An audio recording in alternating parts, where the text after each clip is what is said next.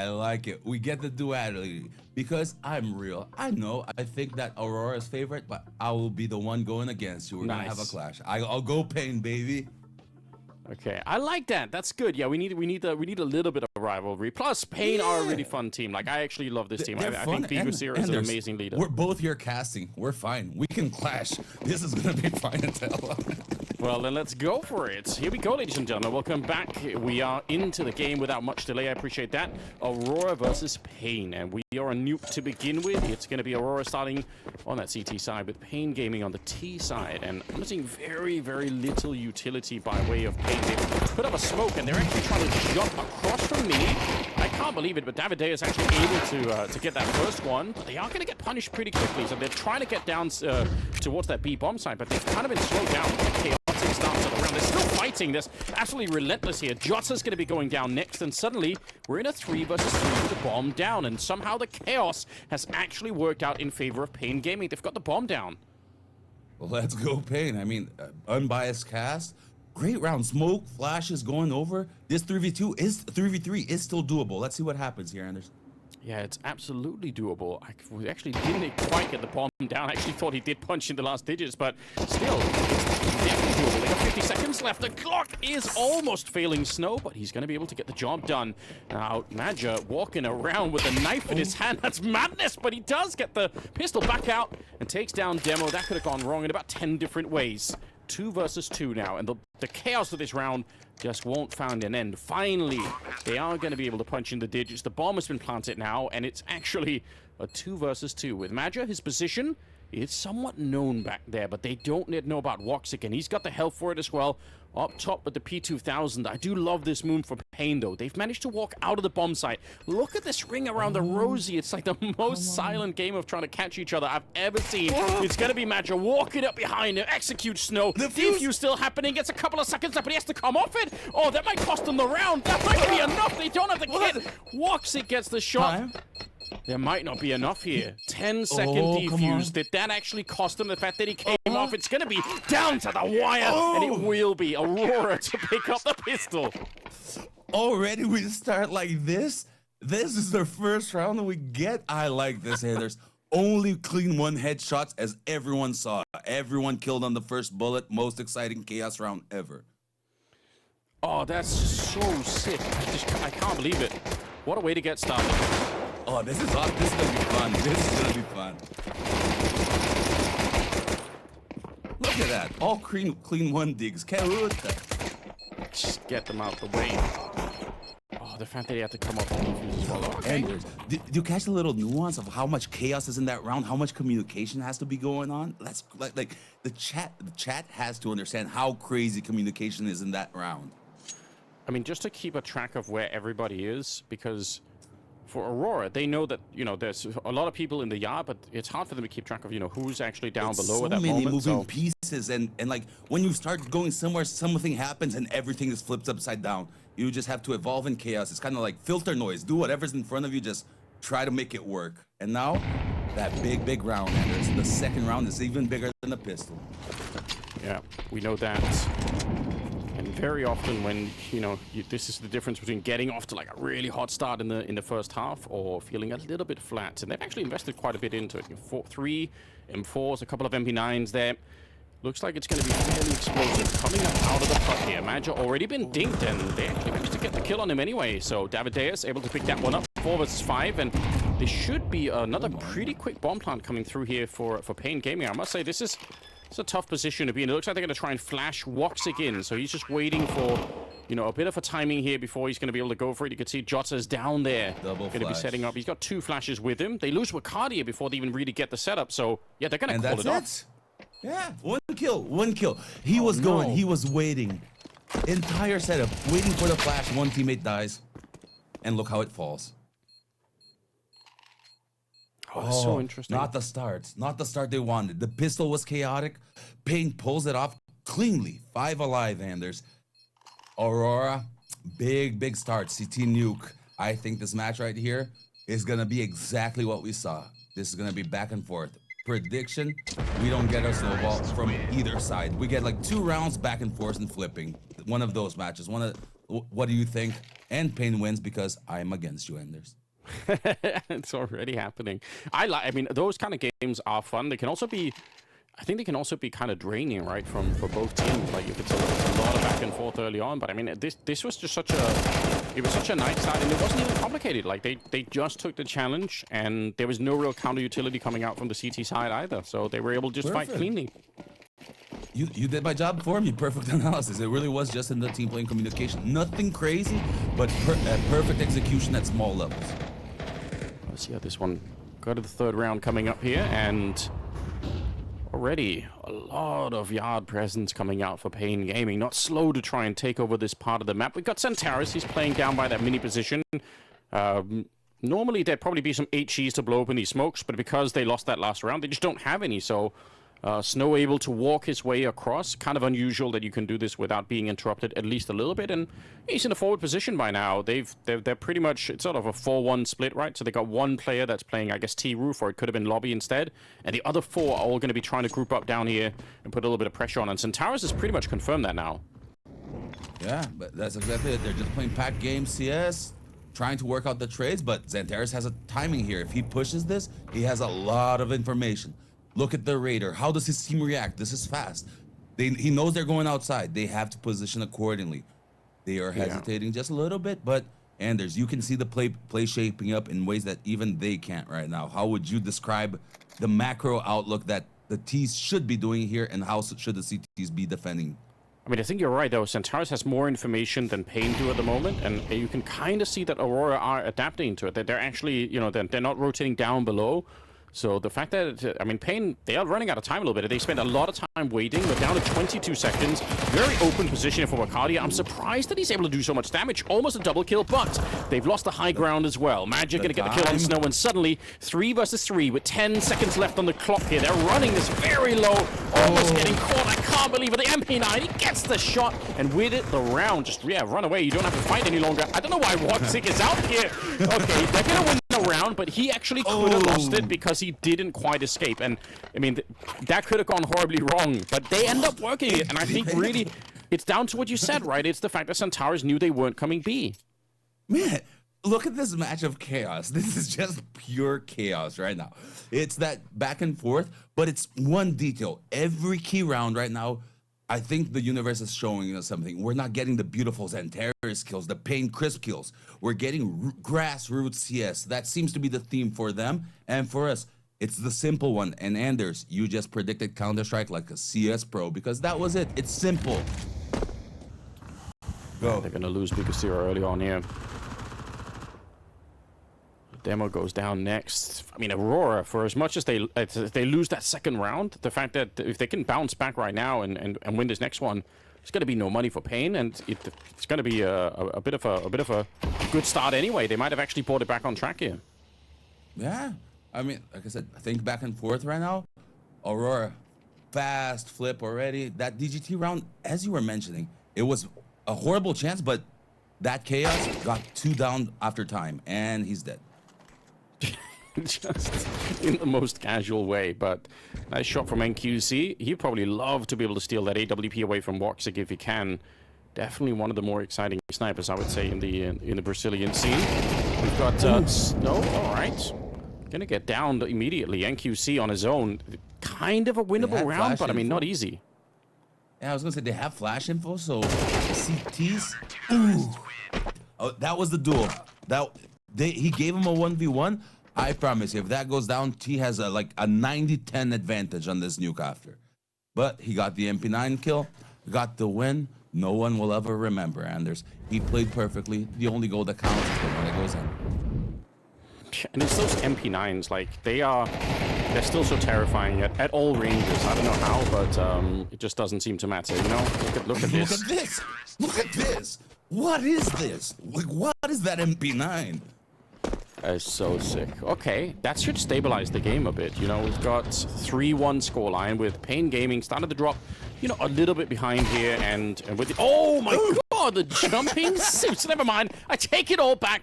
The madness is returned. That's for me. That was for me. Let's go. Okay, that's That wasn't what I was expecting. I did actually see that he had picked it up, but I'm going to be honest, I just assumed it was a bit of a meme, you know? So someone has to clip it, because that was a first man spawn Zeus top hit kill jump. That's it. That's the play. I never saw that. No, I don't think I've seen that either. Maybe on a stream somewhere when people are having fun, but not in a serious game. On Boon bunny hopping or something. No normal player does that. Absolutely not. But you know what? It worked out anyway. They at least get the kill for it now. Again, beautiful goal. Nice NQZ. Unfortunately, not going to be able to win the round, but it makes everybody laugh, and that has, I think, a certain quality as well. Big one. I mean, look at humor. Look at that. You don't think he's laughing with his team? Look at what I did to this sucker. Like, I'm built different. All those CS memes, they all happen within teams all the time. You need to build confidence. Small kill, 1 kill in the round, big confidence boost. Yeah, we know what a difference it can make. Could it be some smokes? Ooh, I think that's a failed smoke. I don't think that's meant to. Yeah. Now, or new strat, the big wall. Let's go. It's brand new. It has no meaning. It's just chaos. You think you see something, we catch you. There was a point in time where that became like a piece of analysis that a lot of commentators would do. They're like, I wonder if they failed it intentionally. It's like... we did have strats like it was very few, but it's like that back pocket. Like you miss window just a little bit, and then you walk up con. You miss con, and you go up window on Mirage. Kind of those things, like that. It's a little timing where you try to cheese one round.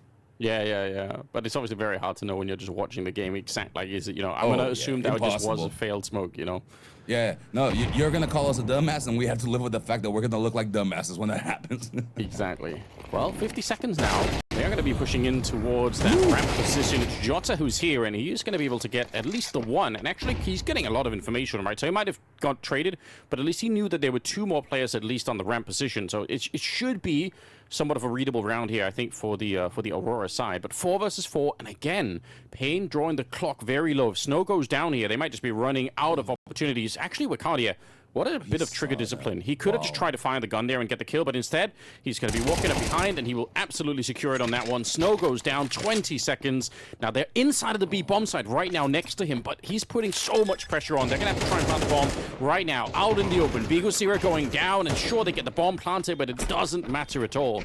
Magi with a good couple of kills, and what a great play from Wakadia. All right, so now we shift a little bit momentum, right? Early game, chaos, story building. Now Aurora settled in. They are playing well. That was really well played CS by them, because people don't think this that much. Ramp control, you can't plant the bomb on ramp, but it is so much pressure for the teams because that frees up outside and A all the time and lower. So Aurora, really good round to come out of that. paiN were in a good position. They got 0 from it. Aurora got everything.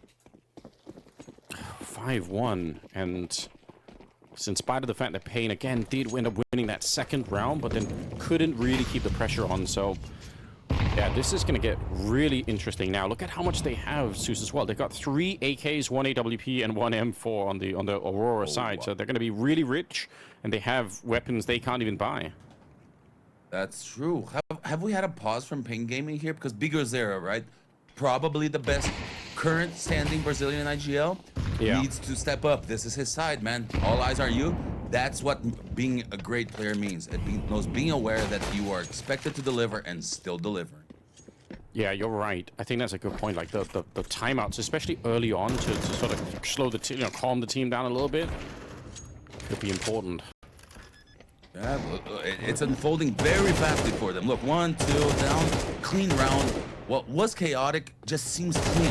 The match has shifted gears. It looked like it was going crazy. It looked like Aurora had like 200 horsepower and was choking. Now they're the Lamborghini mode Ferraris. They built their own Aurora car. It's neon, it's fast, and it's rolling over paiN. That's we're a step away from esports branded cars, but I really like the vision for it. How interesting. You like the little neon cat Aurora thing? It's like has like a little rainbow tail just walking through the street.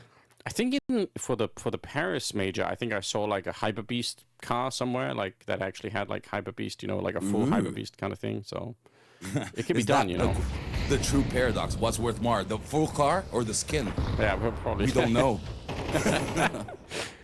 Skin seems to be somewhat... Schrodinger's skins. What's worth more, a real car or a skin? In this case, both, because the skin can be worth $100,000 and the car can be worth 500. The POS American ones. Listen, I'm also telling you this, like, you know, skins are immune to terrorists. I'm just saying, you know, they might be the ultimate currency. Hey, that might be the branding that's always been needed. Skins. We're immune to terrorism. Yeah. Oh man. All right. Well, Snow is making his way outside, and he's not going to be met with anybody yet. Seems like he wants to actually move through that first smoke. No, he's going to actually dive down towards the B side instead. That's interesting. He did not see. Look at that small detail in the smoke. And on responsibility, biguzera is the leader. But look at Snow. Look at how he positions him. Just the movement. You don't need to understand Counter-Strike. It's confident. He's going knowing what he's doing. This kid is going to be great, Anders. He already is, but he's going to be greater. I think you're right. He's got such great energy as well, but you're right. We forget just exactly how young he is, playing way above his years at the moment. 30 seconds again. I think what you said about biguzera earlier is absolutely true. I rate him so highly, but this is also so scary when you're playing the clock down to, you know, sub 20 seconds. You're still trying to see if you can make your way in. The bomb is making it down there, and actually, there's nobody here from the CT side. So, curiously, they found a way to get into the B side. They must have not realized Aurora. Maybe that's the grenade from earlier, where they just don't actually see anyone, and as a result, they don't even recognize that there could have been someone down at the B bomb site. Magic's going to be killed eventually, and it's going to be a 4 versus 3. I can't believe they were so successful. Yeah, again, this is one of those that look like Aurora had control, but no. paiN had it, but wait, Joda. Okay, still trying, still wanting to get in there. Centaurus, he does have the kid as well. Oh no, and NQC, he's real far away, trying to see if he can get in there, but he can't stop the defuse. Woxic holding the line. What an unbelievable loss here for paiN. I mean, the fact that they got down is in itself a bit of a miracle, but then they couldn't hold the afterplant. That's unforgivable. Oh man, this is a new level for 7-1 for Brazil. I felt this all over again, boys. No! This is a new 7-1 in memory. It's that chin. It's, oh crap. We're getting This shouldn't have happened, boys. What are we doing here? We haven't even recovered from the first one. Good recognition. Let's flip. Good recognition. Pause. You needed that. That's it. Fuck it. It's one round. It's gone. You need to stabilize. But Anders, look at that. I thought it was done. I honestly thought that round was 100% done. I would have called it. Like, what happened? I mean, I don't even know. I feel the exact same way. It's like that should be it. When Magic dies here, look at this. It's over, right? How? And then Demo. Oh, your position wasn't good running. Not to hurt the kid, because unfortunately his running actually did screw, but also the fact that they didn't have the awareness of ramp with Demo lobby, either communication failure or didn't pick up among the team, and that's not good. Snow, man. That's again, that's the Zeus going backwards right there, and there's the first one hit. Brutal, isn't it? Money is so good for Aurora at the moment, and obviously from a momentum point of view, you can just tell that they are so confident at the moment. Woxic going to be able to find another kill this time on NQC out in the yard, and it's a 5 versus 3. Plenty of time in the round. Demo's going to be the next one to lose, and I mean, you know, you had the timeout. You actually probably should have won that round after the timeout. Like, how do you bring this team mentally back online? I mean, this is going to be one of those really hard ones to understand, but at the same time that it's impossible for me to know how to solve them, it's very easy because the formula's the same. They just need to pause, take a step back, breathe, and be like, yo, guys, we messed up that round big time. Don't let that get to us. Like, how can we turn this around right now to just, like, forget it? So maybe if it was me there as a coach, I would be the one looking bad this round. Like, oh my God, Wilton, they took a pause and they lost and nobody got anything. And yes, you won it, but most of my pause impacts are 2 to 3 rounds after. They're ripple effects. They're not supposed to be that one impact. That's too simple of a definition, you know, for what I'm trying to do. Yeah, I think this was a conversation that I can't remember who was having this like a couple of weeks ago, but also, you know, not all timeouts are just, you know, for the next round, because that also becomes somewhat predictable, you know. If you like, at this point, it's actually, it has to be the opposite, because before that was that. Look at the stage of CS. The round immediately after, start catching stats on stream maybe for us or for PGL or for something, because the amount of rounds that we'll see that the team is doing completely the opposite of what we thought they were doing is just crazy. Yeah, I mean, you gotta hide it, right? Like it becomes a little bit too easy to spot if it's like, oh, we're doing a timeout and then we're doing a big rush to the A bomb site. It's like, and right. It makes us look bad. A real human note, like for Wilton, it sucks hearing like, oh, he doesn't know what he's doing. And deep in my head, I know what I'm doing, but I can't say anything because I have to protect my player. I have to honor my agreement with the org. I have to be a respectful human, right? So the effects are bad on something like that. So we have to think on what we say, and me as Wilton, I have to think on how to take better timeouts, because apparently it didn't work if it didn't have the effect as well. You know what I mean? Well, let's see if they can figure anything out here. We're getting towards the end. I would say if they can win the next couple of rounds here and make it an 8-4 half, still not really good for paiN Gaming, but probably somewhat doable to make a bit of a comeback. But it has to be something like that. And right now, it's not looking easy. Although Wakadia might, he walks straight into the smoke and just gets himself killed. I don't think that's necessary. They have no control on the other side of that smoke, so the fact that he just walked through it is a little bit risky. Yeah, a little bit risky is underputting it. He paid the price, right? You have to take some risks, so it happens. Just one down 5v4. Oh, well, they're bringing it back anyway. The AK is doing remarkable work here. Yeah, he's so ready for it. Bomb planted once again here. Tech9's left 2 versus 4. See if it can be done. Missed shot actually from Woxic, getting a little bit too ahead of himself perhaps, and it does actually give up with the AWP to NQC. Possible, Yeah, it's a weapon that he hasn't really been able to afford too much. We haven't had the pleasure of seeing him yet, but he is very sharp with it. So now is his time to shine. Madja steps into it, a missed shot, and Joss is right there. There's no margin for error. They're so quick right now, the Turks, and it's on biguzera. He's managed to sneak up behind him. It's doable now. Sneaking very close with the tech line, but the smoke, he can't see a thing, and now he's fighting Jotzer instead, running out of bullets. It's Santaris at range to get the kill, and it's another round for Aurora. I just can't believe it. I don't know what to say, Anders. I just do not know what to say. My hopes and dreams are being crushed on live TV, and y'all are getting to see it, because this is not playing out good for me, and it's even worse for paiN, man. What is happening? This round after round of one round is thrown. Major Joda, you guys are playing really well. Turkey, be proud. This is a really great team. They're looking sharper than I've seen in a while. I feel like there's been slow starts for this team at times, but I mean, look at Woxic. He's 14-3, and that after that missed shot, he's still 14-3. True. Yeah. He did die at the ramp. Another timeout here, but you know, if they didn't put up the smoke in that 1 versus 3 against biguzera, there is a way for him to stop that defuse and potentially even win the round, you know, but that smoke just made it impossible. I'd say it's probable. I think you caught a good detail. I'd say it's probable. Half a second earlier, if he gets the kill before the smoke, he not only gets the kill, he has positioning of where it is mentally. He's gonna, because people think the players are just looking at the screen. No, you think of where your players are kind of in real time, right? Like the better you are, Monesi sees things in like the flash mode, Cristiano Ronaldo flowchart. Yeah, true. That is true. The rumors about MongolZ as well are gonna, you know, that's they're out there. Okay, that's not bad. Sit down.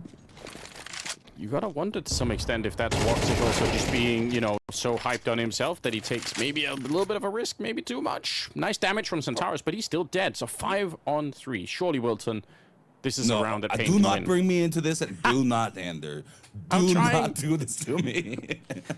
I was trying to set you up. I'm not gonna lie. I did think like this would be so funny when they end up losing this round. You know, I'm gonna give it to Wilton to just. You know. I've caught the pattern. I've seen it 9 times in a row at this point. Okay, well, listen, let's see what happens, okay? They should be winning it, so let's just give them a little bit of space. We are not going to jinx them too much yet. They will, and it just means they're playing well, but it's the details. We've seen every round of detail, Anders. It's got close a couple of times for sure, all right. Not bad at all. But yeah, they have a couple of players. They need the guns, though, right? Because yes. Aurora does not care about money. They are going to try to take every gun they can. They know they can't win the round, but economy damage, 3 kills is the goal for Aurora at this point. Yeah, just try and do whatever you can to make the next round, which is going to be the last of the half, just as hard as it could be for them. You're right. Hunting a little bit here. Davideus goes down, and yeah, everything is working out pretty smoothly. Small detail. Not that it changes anything in the grand scheme, but it changes everything in the micro. The fact that they have money for like 15,000 and 10,000 decide to save, that's a small decision that can lead to one round. If this match goes 13-11, that's the review that coaches hate. It's these small details of, why didn't you just go for the kills? You had money. It's like, are you trying stats? And it's not that they are, you know, but it's an ingrained habit of sometimes just not looking at the situation like, hey, let's go this. I don't care about my stats. Run at them and try to take those guns.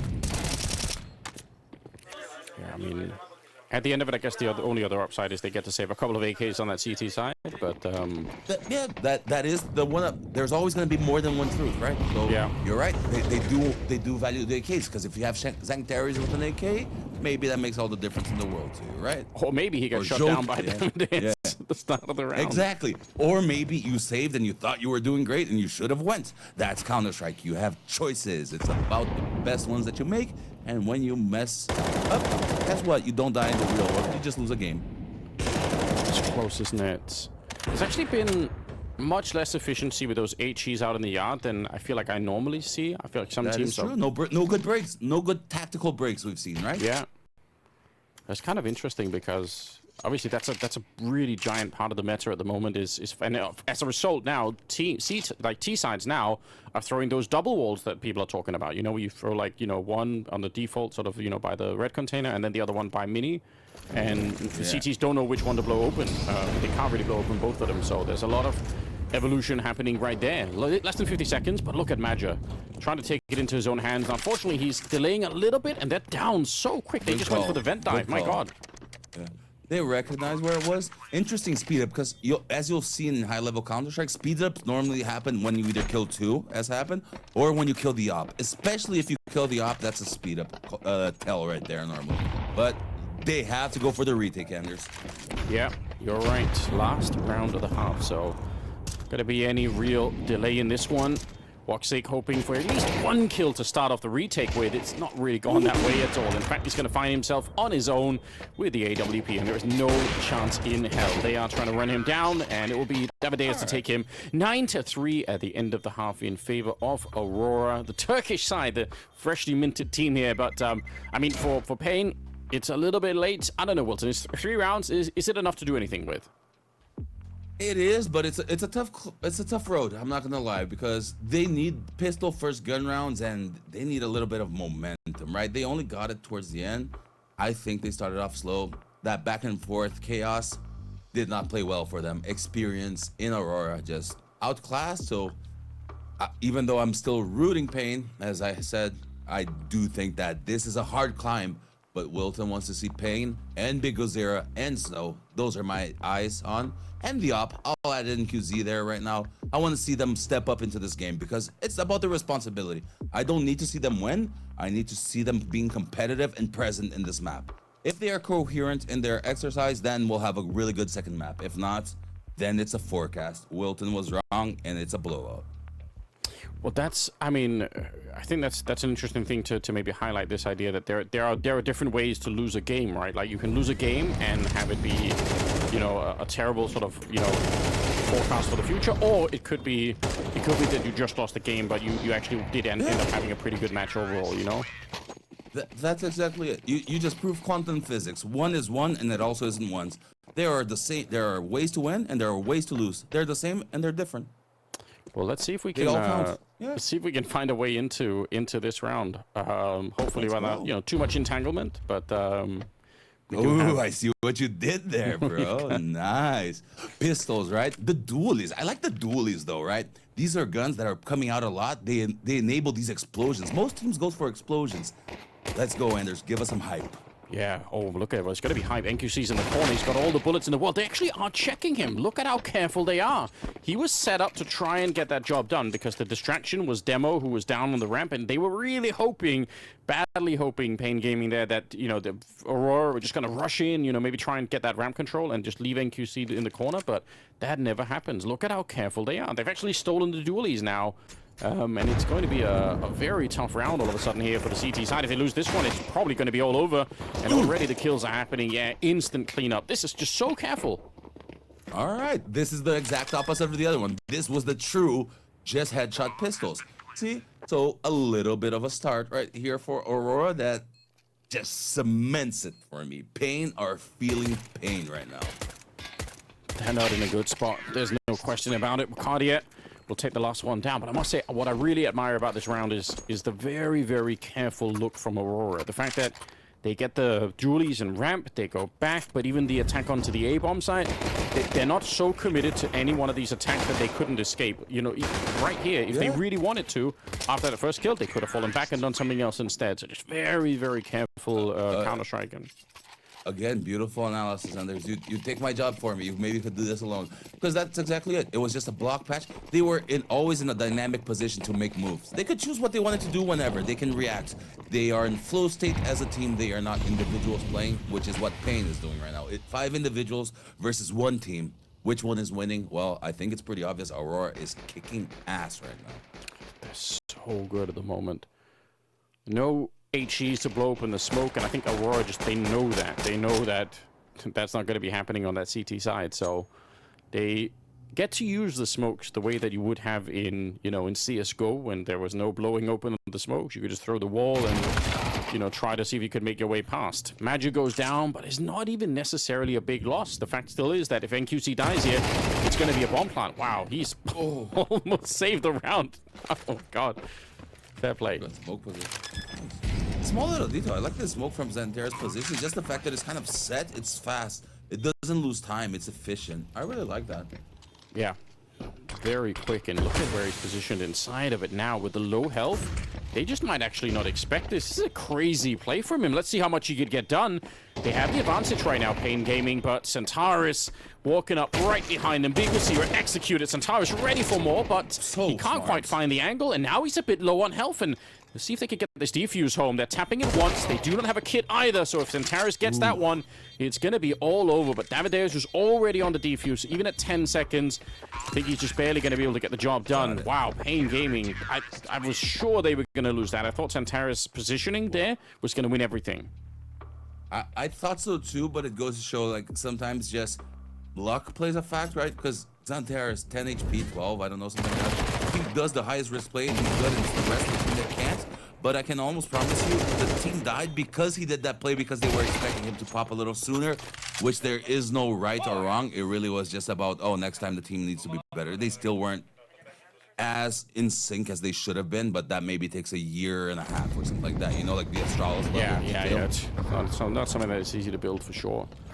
Very interesting to see paiN Gaming winning these, you know, losing the pistols, winning the second rounds, but then, you know, that should set you up nicely. They just need to build something behind this. I mean, it's not a bad way to get into a half, I think. We'll see if they can build something more. They've got some AKs picked up, and this one should be a little bit easier. Yeah, so far, just an eco right now. paiN they just have to win. There's nothing I can say here. Yeah, well, if they lose this one, at least we can all agree it's officially over, you know. So yeah, they pigs fly, cows are on top of trees, and it all makes sense. It's like it's not. I'm so frustrated at the way the round worked. It changes nothing. It's just like the counter strike is so beautiful, Anders. It's so chaotic. That's what we like to see, you know. M4 here at the ramp. I'm going to say it's a pretty committed position, but he's got a teammate with him, so it's actually all good. Don't think they're going to lose anyone here. The backup is coming in, and Centaurus, the last one left. Shot in the back with the USP. Okay, this is, for once, the game is stabilized, and it looks like paiN Gaming actually have just a little bit of a room to breathe here. I mean, how much can you build in a couple of rounds like this, Wilton, where, you know, you got a couple of victories? They may not be big victories, but, you know, at least a couple of rounds that go your ways. Does it even make a difference? I think it makes all the difference. The way that I coach, at least, I think that if you catch the mistakes at the root, at the first point, it's better. So yeah, it makes all the difference when what they catch at what time. So make the best of your opportunity. That's all I'll say to the teams. Learn fast. Yeah, I mean, you're right, like, they don't have a lot of runway to make a lot of mistakes right now, so if they are going to turn it around... You have to work with what you have, exactly it, yeah. Learn fast. Learn fast or learn next time. That's kind of the beauty of Counter-Strike. There's always a next tournament, but it will suck because you will lose this one, and it will look bad if you don't learn. Yeah, and for paiN Gaming, the fact that that they're playing with demo instead, who knows what the future sort of looks like here for the squad, but that last minute change definitely very interesting too. I know rumors are starting to pick up in Brazil are big. I don't know if they've reached outside. Have they reached outside yet? I don't think so. At least I don't know. Yeah. I mean, even if there were rumors, this is not insider info. I promise. Okay, but it's just the forums and the network. They are saying DGT from 9Z. That kid is the superstar of Argentina in humble Wilton opinion. So that is like an exciting pickup potential to discuss, you know? Yeah, that could be really sick actually. I would definitely think that was a good idea at the moment. Well, here we go. Ooh, Snow gonna get the first offensive kill there. Davides good with the AK, and he's gonna be able to do a little bit more work on top of it, leaving Walk sick. Maybe jumping down. biguzera there to catch him. Okay, I mean, again, another round going the way of paiN Gaming. This is quite interesting. I feel like this is the beginning of something for them. And honestly, if they can win the next rifle round as well against the Aurora, then this is totally doable.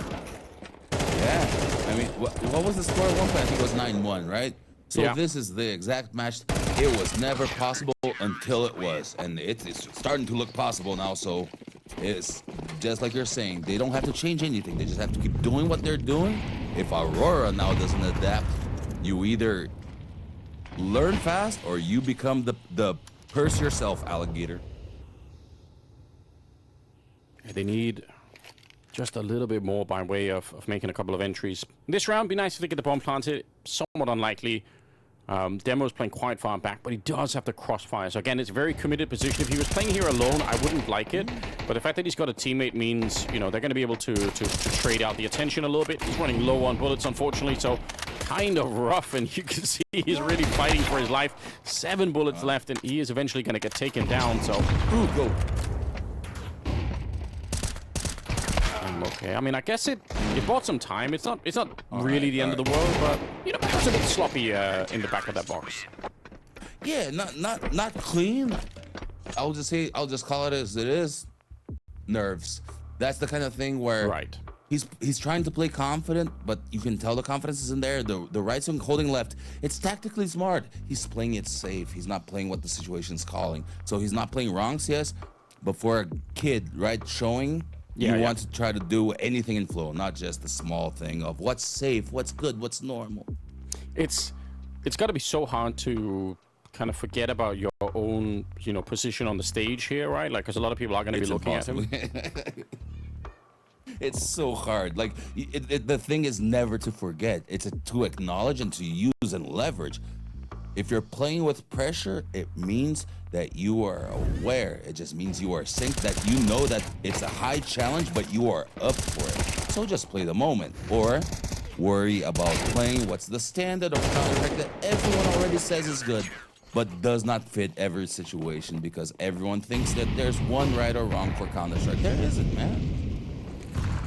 Yeah, I think it's something that kind of goes underappreciated sometimes. Like, I see it when I see community discussions. Like, people sometimes do end up talking about the game as if though there is like a finite answer to there's a universal formula. That's why there's one team winning every time and nothing makes sense. Because even the best players are missing the deagle shot on top of HUD that should have won the major. And Simple is doing flying shots and coldzera is jumping. It's crazy. It's Counter-Strike. It's amazing because of it. Do not limit it. Live it. Damn, okay, you actually got all the memes into one sentence. That's pretty sick. Thank you. See, going full circle here. I'm making my full loop. I like it. biguzera, unfortunately, not going to be quite as happy. He ends up going down at the start of it here. Like we said, I think this particular round is one of the important ones for the paiN side of things. If they want to make the comeback, they got to win this one too. This is big. Let's go back into some flow state because the match is getting serious.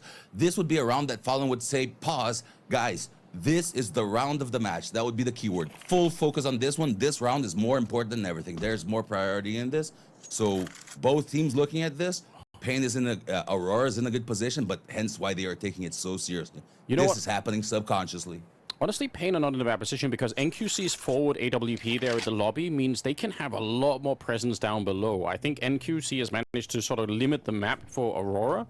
So even if they're a man down here, paiN actually defensively, they're in a really strong spot right now. Snow gonna be able to get the first one, but Davides on the other side. I can't believe he's not. But the second guy. They're not even checking for it. They must have been just as confused as I was, because if there was a second guy there, why is he not playing the crossfire? 6 seconds left. The bomb being planted, deep incendiary, and then an HE on top, but it doesn't actually kill Woxic. Finally, it's going to be NQC instead, and the game is still on. The round is not over yet. 2 versus 2 here. And the bomb planted. Is there any way for them to actually make their way down? Wacardia, a little bit of a potential panic there, but he actually gets the shot, no problem. NQC putting up the smoke on top, and that's his only chance. I've been trying to get the defuse, but he can't reach it. He can't get into the smoke. Shot in the back instead by Centaurus, and Aurora will pick up the round just barely. That's just madness. That's a good key round of match to be broken down by the death later, hopefully, because that is a key round right there. If this was a video game, this is a checkpoint. This is either a stage or something, because that was super big. I do feel it with you. Both teams could win, so that's why the breakdown would be cool. And as for Zeus, I can't help you because I have my stupid camera in front of me because I'm dumb. So I've been calling this game on just what I see. I don't have a radar here for me, man. Yeah, you gotta move that out of the way. You're right. Yeah, I'm not a caster. It's like, yet I will become. But listen, it's early days, you know. It's the first day of game. Yeah, we're just having fun. It's the ride, man. We got round number 19 here, and honestly, I'm so surprised by the setup there for paiN in that last one, but I thought they had the actual crossfire down below, but somehow Snow and Davideus just weren't really playing together. I mean, it still could have worked, but I am shocked to see that they weren't setting up more of a crossfire there. Regardless, we're going into another round. They will have some money. Nice incendiary on the timing there. Demo gonna have to try and relocate just a little bit, so they know that he's gonna be near that corner. So ready to take the fight, and he will get the headshot. See if he can actually escape. Oh, he comes back for it. It's all out cannon. You said nerves earlier, Susan. I think you're seeing it now. Oh, I don't want to do this to the kid. That's just unlucky. Do not hit. Oh, man. That you were blind. He thought he was down and out. Yeah. Looking to run away. I don't think that's a nerve. I think that was an unlucky AF right there. Oh, you think he was so flashed that he actually thought he had already jumped down? Yeah, from his movement. He was pressing W, so he got stuck. He thought he was going down and out the left side. No, that's brutal. Well, bomb is going to be planted here, and probably not a lot they can do about it, honestly. They can't really go up the ladder. This is a save. Yeah, this is a save. You need the money, boys. Like, if you want to believe in it for real, believe that you can take every round. This is hard. Okay, they are kind of moving in like they want to try and do something. I guess they have the kid on Davideus. It just feels like they're so far away. And I think, now he's sort of, starting to shrink away from it. So a little bit of damage here. If they can take down Woxic, that's at least something. But ultimately, that's just pure chaos on that ramp position. That's great. Ooh. Okay. I thought he was going to make it. Centaurus catching him at the end instead. That's 12 on the side of Aurora. Did we both get caster curse at the same time? I think so. We're like, he's going, ooh. Right. Okay, Aurora, match point. Really big round for them, right? Not only from the map, but from a confidence. They don't want to just close this. They want to close it cleanly, because paiN is one of those teams that's kind of like in the gray area, let's call it, of Counter-Strike, where it's acceptable to lose to them, but it's not, right? So if you beat them really well, you cement and you actually get a really good pleasure from it. But if you lose, you still feel like you sucked. So it's a bigger swing on the pendulum. A win means more and a loss hurts more against paiN, regardless of if you are coming from a position of a better team or a worse one. It's still just catalyzed results, regardless of what's going to happen, you're going to feel it more. Yeah, I think that's totally fair. And now, especially with the new man, at least for as long as it lasts here with demo, I mean, it's going to be a hard tournament for them, no question about it. Oh yeah, it was already going to be regardless, but again, that's learn a little bit from Kerrigan. Kerrigan is our having a stand-in, let's win a tournament master, right? There has to be some secret there as well. Yeah. Yeah, you're right. Hard guy to emulate, Kerrigan, but I agree, you can. I mean... True that. A very hard guy to emulate. You were right. Well, here we go. Ladies and gentlemen, round number 20. We do have 3 MP9s, a couple of M4s. Like we said, they wanted to save the 2 guns. They only got to save one of them because, you know, there was a bit of a hunt going on. paiN need to win 5 in a row to get this one into overtime, and it just doesn't seem like that's going to be likely. I must say as well, the boost in this round is probably going to be a lot more obvious. I think they've already done it once before. I'd be shocked if Aurora don't try to find this one, because again, they know the economy's low. There's no one. Yeah, a boost is just such a like, he even sees the leg there, so easy peek, although it should have been NQC. Instead, he's flipped it on 3 kills. Unbelievable work from the MP9. The whole script was there. He even got the information, but he's beat by the SMG. I can't believe what I'm seeing. This MP9 is overpowered, but well played. But just goes to show, they should check. They will check. They still lose 3 to him instantly with an MP9 alone in ramp. And what in Wilton's opinion, and Anders too, apparently, was bad positioning, because there was no crossfire. There was no drawing attention to him.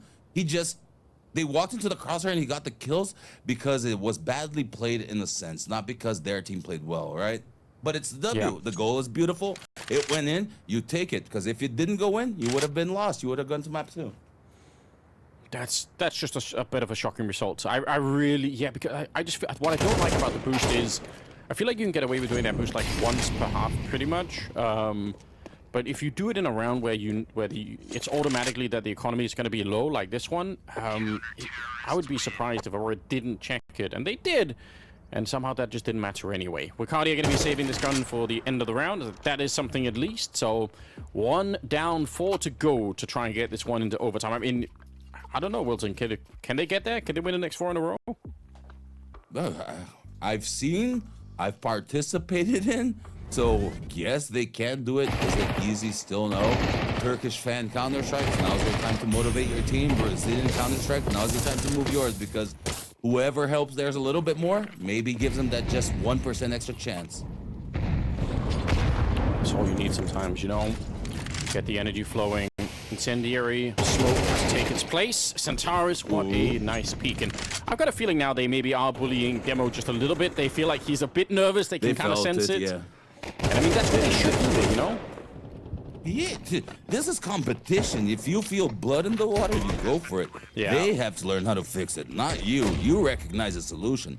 For them, it's a problem. For you, it's gold. Yeah, look at this as well. They're so quick to get the bomb planted. A lot of pressure right now on paiN.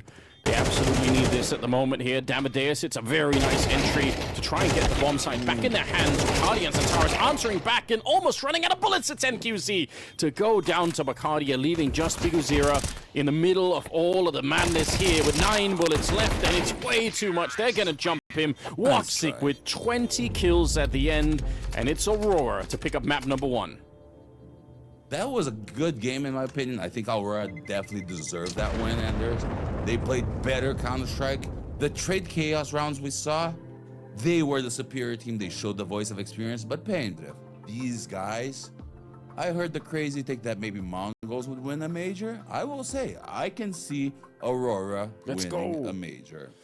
Yes, I love that you said that. I made that prediction like a month ago, because I like making crazy future predictions for who wins the major. It's just my thing. But this isn't that crazy. This is a coherent team. They've been together for a while. They're peaking right now. They're working together. I like that prediction. You're not crazy. Crazy is who thinks that's not a possibility at all. Well, let's see how crazy we can get here in this one. We're into the match, ladies and gentlemen. Aurora versus paiN. We've got paiN starting on the CT side, Aurora on that T side, and we've got a lot of utility. When I see that Molotov, I'm immediately thinking that B-bomb side. Oh, same. I mean, it can be both, but this banana part in the beginning of the round, it's gonna have to happen. We don't get a duel, but that just means we get a little bit of more executed chaos. Yeah, you're right. Nobody's really fighting for that on the CT side. That also means, by the way, that they're going to have very limited information for what's happening. By the time they realize there's a B attack, either these two players will... Yeah, like either they'll hold or they will lose the round. Mods are smoke going down. They're surely going to come through. You might even love the fact that the smoke is down. You might just say, oh, screw it. We're going to go anyway. Nice headshot. Zero in the back. Good. A couple of shots coming out. And now Snow on his own, but he can't land the kill. And instead, it's going to be a bomb plant and a 3 versus 3. Oh man, already to start 3v3. paiN getting in position, 1 back halls, 2 CT, no one banana, all fights. They do another smoke on Davideus, so maybe they can block off one of these, but they're going to have to get the fight somehow, and that's not even going to get close to it. Again, the Turks are so deadly accurate with these pistols. It's NQC on his own. He doesn't have a kit, and really there's nothing he could do at this stage. Ricardi is going to be able to take him down, and nicely done. Aurora able to pick up this one, and that's in spite of the fact that biguzera got some stunning headshots to begin with. But again, the rotation is so far away. I really don't. I mean, I'm going to say it more strongly than that. I actually hate the setup where you try and hold the B bomb site in pistol rounds with one smoke. I don't think the T's care about that smoke. See, thank you. Now you did something for me, and I can put for you. Go on. I'm the same. I hate the fact that they split up 3-2 far away. It's not a coherent strat because it's saying us 3 we hold, us 2 we hold. No, the other team is coming 5, 2 and 3 alone. They do not hold, man. As you just saw, you start off strong and then you crypt and you crumble, you lose. So yeah, I'm with you. I don't like it, and it shows. Do better.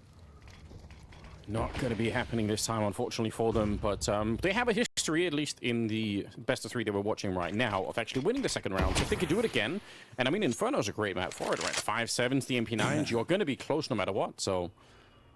They are, but look at the utility, or lack thereof, right, on the CT side. True. 110, all the guns, none of the utility. That shows me, I think I can kill a lot. I don't think I can get a team flash play. Like, not priority, you know what I mean? Yeah, true. Bit of a failed smoke, which is kind of funny. It doesn't matter, there's nobody on the bomb side. Weirdly, I actually don't hate this for paiN Gaming. If they just save the MP9s into the next round, it's fine. The only problem is Jota. Like, he's on the other side of the map, he's ready. If they try and save and he gets a couple of kills here, it's already a problem. But actually, they're going to get him, so now they get the AK instead. Okay, fair play to paiN. Perfect, I'm with you. Fallen used to say this a lot, and I respect the shit out of it. It's like, you've made your choice, stick to it, right? Because, like, if you made a choice, it's because you thought it was going to work. If you thought it was going to work, it's because either it was the captain calling it, i.e. Fallen in our case, or it was your gut telling you, i.e. your flow state. So if you don't listen to a captain, you're a bad teammate. If you don't listen to yourself, you are dumb. So that's kind of how it goes, in my opinion. Think too much, be stupid. Don't think at all, you're actually smart. Apex gets it. That's the first thing he ever said to Taco. Remove your brain and entry frag. And now the dumb entry fragger is probably the best IGL in the world. CS is ironic. I do actually love that idea. Oh man, so actually I might have lied. I thought Jota had an AK. He had a scout. Is that am I dreaming? Why did he have a scout in the apartments? Exactly for that, so that someone that kills him gets a scout and says, ah shit, it's a scout.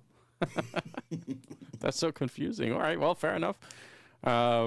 Anyway, they don't actually win the second round, but it's because they sort of give up on the round by allowing themselves to have the MP9s into the next one. We all know how this works out by now.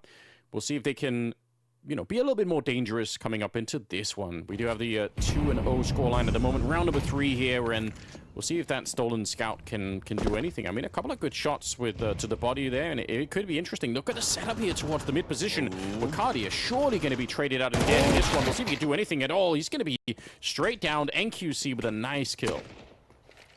Oh, man. The little, who takes the first step? Who sees a shadow? Who sees a shoulder? Right now, paiN, first round. You need this, boys. If you want to make this competitive, it has to start now. If you follow the first map, bad result. Okay, so biguzera is trying to do this like God flash that you can set up for, but unfortunately everybody's dead. Like the flashbang works really well. It's a sick setup for it, but again, all he has is this 5-7, and through the smoke, Demo's going to get the kill. Actually, weirdly, this is a close round, and it shouldn't be. Look at the health advantage here for paiN Gaming. Yeah, wow. It could be done. Close. They actually can still win it here. Demo sneak it in if he trusted in himself. If he swung for the kill there, he might have had an opportunity to actually get it. Amadeus coming in as well. He's got a bit of a flashbang, but he's going to try and walk through. They nearly stand on top of each other. This is so scary. Now, there's no kit, obviously, so it's going to be a really long defuse. Oh, and the grenade on top just to make sure he's a little bit more uncomfortable. It actually doesn't hit him at all, but I think he's kind of got the message now that it's probably too late. That's going to hurt. I mean, I'll ask you, Wilton, if you're watching this back and you sort of realize how low they are on the Aurora side, does that hurt when you watch it later on? It does. It's a harder nuanced one because of the communications, right? When it comes to these HP things, Did we know? Did we not? What happened? Was it like a big chunk? Or was it so many small ones we couldn't have known? Yeah. So this is hard. Yeah, looking back, it's gonna suck. But I think it's not even the health. It's the fact that they had it. And regardless of the health, didn't take the space or make the decision, you know? So that's what's gonna suck. Is like, oh man, had we known it was the health, we would have taken it. But because we didn't, we just pussied out. There's no better word for it. Yeah, it sucks. I mean, they did, I think you're right, though. They just didn't have the info, unfortunately. So, 3 and... I mean, any professional team, they'll know what it's like to lose the first couple of rounds in a game. It shouldn't mean that everything collapses behind. Let's see if they can make this one work. They've got the AWP back out, and they are actually trying to fight a little bit for this banana control, and I kind of like it. Bacardi is going to go down early on. That was towards the boiler room. I think that was just NQC pushing in aggressively to win that fight. Another thing that I really like, I want to see paiN Gaming be a bit more confident. Even if Aurora is a strong opponent, you've got to play it like you don't respect them that much.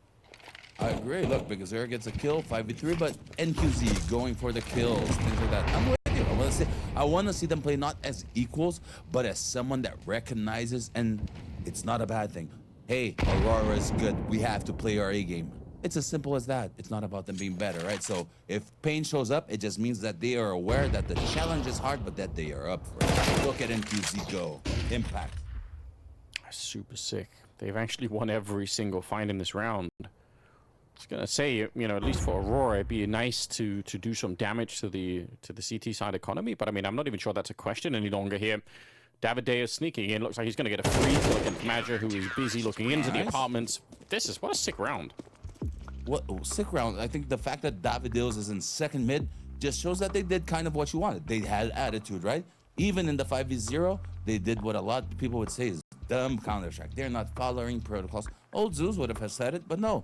He's just showing what I know where I think he is. I'm going to trust my instincts regardless of what people are going to think or what the correct protocol is. I'm going to have that feeling. And he went, gets a kill, and they shows that, yeah, they can fight as equals with Eternal Fire. They just have to do it every round, not one scattered round at a time. More of that, please. I hope that paiN can feel how nice it is to play around like that one where you're taking a bit of initiative, you're on that CT side, but you get just enough aggression in that that you put some pressure on. Actually, already for Aurora, down low on the economy. That's in spite of winning 3 rounds in a row. We're down to the AK and the Galil and some scattered SMGs and a Tech-9 to follow it up with. So, yeah, it's pretty costly here. paiN actually with a great chance to come back into this game almost immediately. Yeah, I mean, this banana fight's going to be, retake is going to be coming in, but the fact that Snow is close and that if it were in the Nuke example, there is a crossfire now base. This isn't the guy just on top of box by himself. And as I say that, biguzera leaves and it is just the guy on top of box by himself. Yeah, we'll see if that works. The flashbang is insane. Oh, if they would have kept it, because you're not wrong, they had 2 people there just 3 seconds earlier, and now instead they're in some trouble. biguzera, what an absolute legend. He stuck around just to make sure he'd get the kill on Madger. He knew they were coming through the smoke, and he just, took one more peek. That's pretty sick. Jota, though, goes down. This one, I don't know. He's done it. No scoping. Not going to be hitting that one, but he's brought him Seam into a pretty big advantage right now. 2 versus 3 with the bomb down here. And Bacardi and Centaurus, if they can win this round, they are really going to kill the dreams of paiN very early on here on Inferno. I think this is such a pivotal round early on. And it's Davideus. Nice shot onto Bacardi. Leaves Centaurus 1 versus 3, and he is going to get run down. Just a simple count to 3, and everybody swing all at the same time. Sometimes it doesn't have to be more complicated than that. Perfect. I mean, just played coherent team Counter-Strike, no crazy stats, nothing like that. Actually, even a little bit of unluck if you think about it, because the timing that they gave up banana on their last smoke is when they come with a perfect flash and destroy Snow, and they still get the round out of this. So much better result than the position they were in. This is a WW round. It's like it's a real win-win. You win the round and more than you should have won. Yeah. So sick. I mean, again, you got to highlight the fact that biguzera stayed around for that first kill. It's such a small thing, and it's so easy to just either run away or to trust him to smoke spam. But he really made sure. Nice trade here, but also I've got to say, for Madger, I like that kind of pressure with the Tech-9. It's pretty lethal, and sometimes there's only one player at that B position, so maybe you could have just been able to get the bomb plant very, very quickly. Oh, but these Tech9s are doing work right now, but good crossfire demo. See, nice cover. That's solid counter shot. You didn't need to do much. You just teammate baited. You got the kill from the side. It's much easier like that. Yeah, which is also why I think it's frustrating when you don't see, you know, high-level teams. Like sometimes they, even at a really high level, they fall flat on some of those basics where you think, man, it's just a bunch of, you know, 1v1v1 fights, and we don't like to see that. Okay, that's pretty easy. I mean, Jota is kind of winnable. Yeah, because Davideus is still, he's low from that earlier Tech9, like we mentioned. So, in theory, if you could find him, the bomb is in an awkward position. Appreciate that for the observer. Yeah, and just getting a chance to see where it is here. He's still got 40 seconds. He is looking everywhere, making a lot of noise, so they know exactly where he is. But the question is, can he actually find the fight here? He's got the right clue as well, but he looks the wrong way. Davideus, I think you saw him. 30 seconds now, and Jota has no idea. He's just not quite sure where that's happening. 25 seconds, and they are going to be walking in right on top of him. He knows it as well, tries to get the duck down, but good spam and good play for paiN. Yeah, I mean, first round, paiN isn't super happy with this, but given the situation now at the end, it's the best they could do. Give up the bond plan. Let him do it. Just close out the round. It's better to, yeah, we've already lost, like, our edge this round, so let's not try to overcomplicate, like, overcompensate either. Just accept the bond plan, 2v1, trade him out. He's going to be stuck inside. Give him $4,000. Don't give a chance to the round. Yeah, I think that's really, really important because, I mean, these are the kind of rounds where if you do lose them, it's a big hit to the team, you know, just the mental side of it. All right, they've caught up 3-3 now. 3-3, forced the pause. But look, I like this because Eternal Fire, a little bit different. If we remember, paiN, map 1, 6-1 is when they took their first pause. Eternal Fire, 3-3. So the round difference, not too much. It was round 8 in the match and round 7, right? We are basically at the same point. The difference is paiN only did it when they were down 6-1. Eternal Fire says 3 rounds is more than enough. We ain't doing this anymore. 3 is our golden ratio.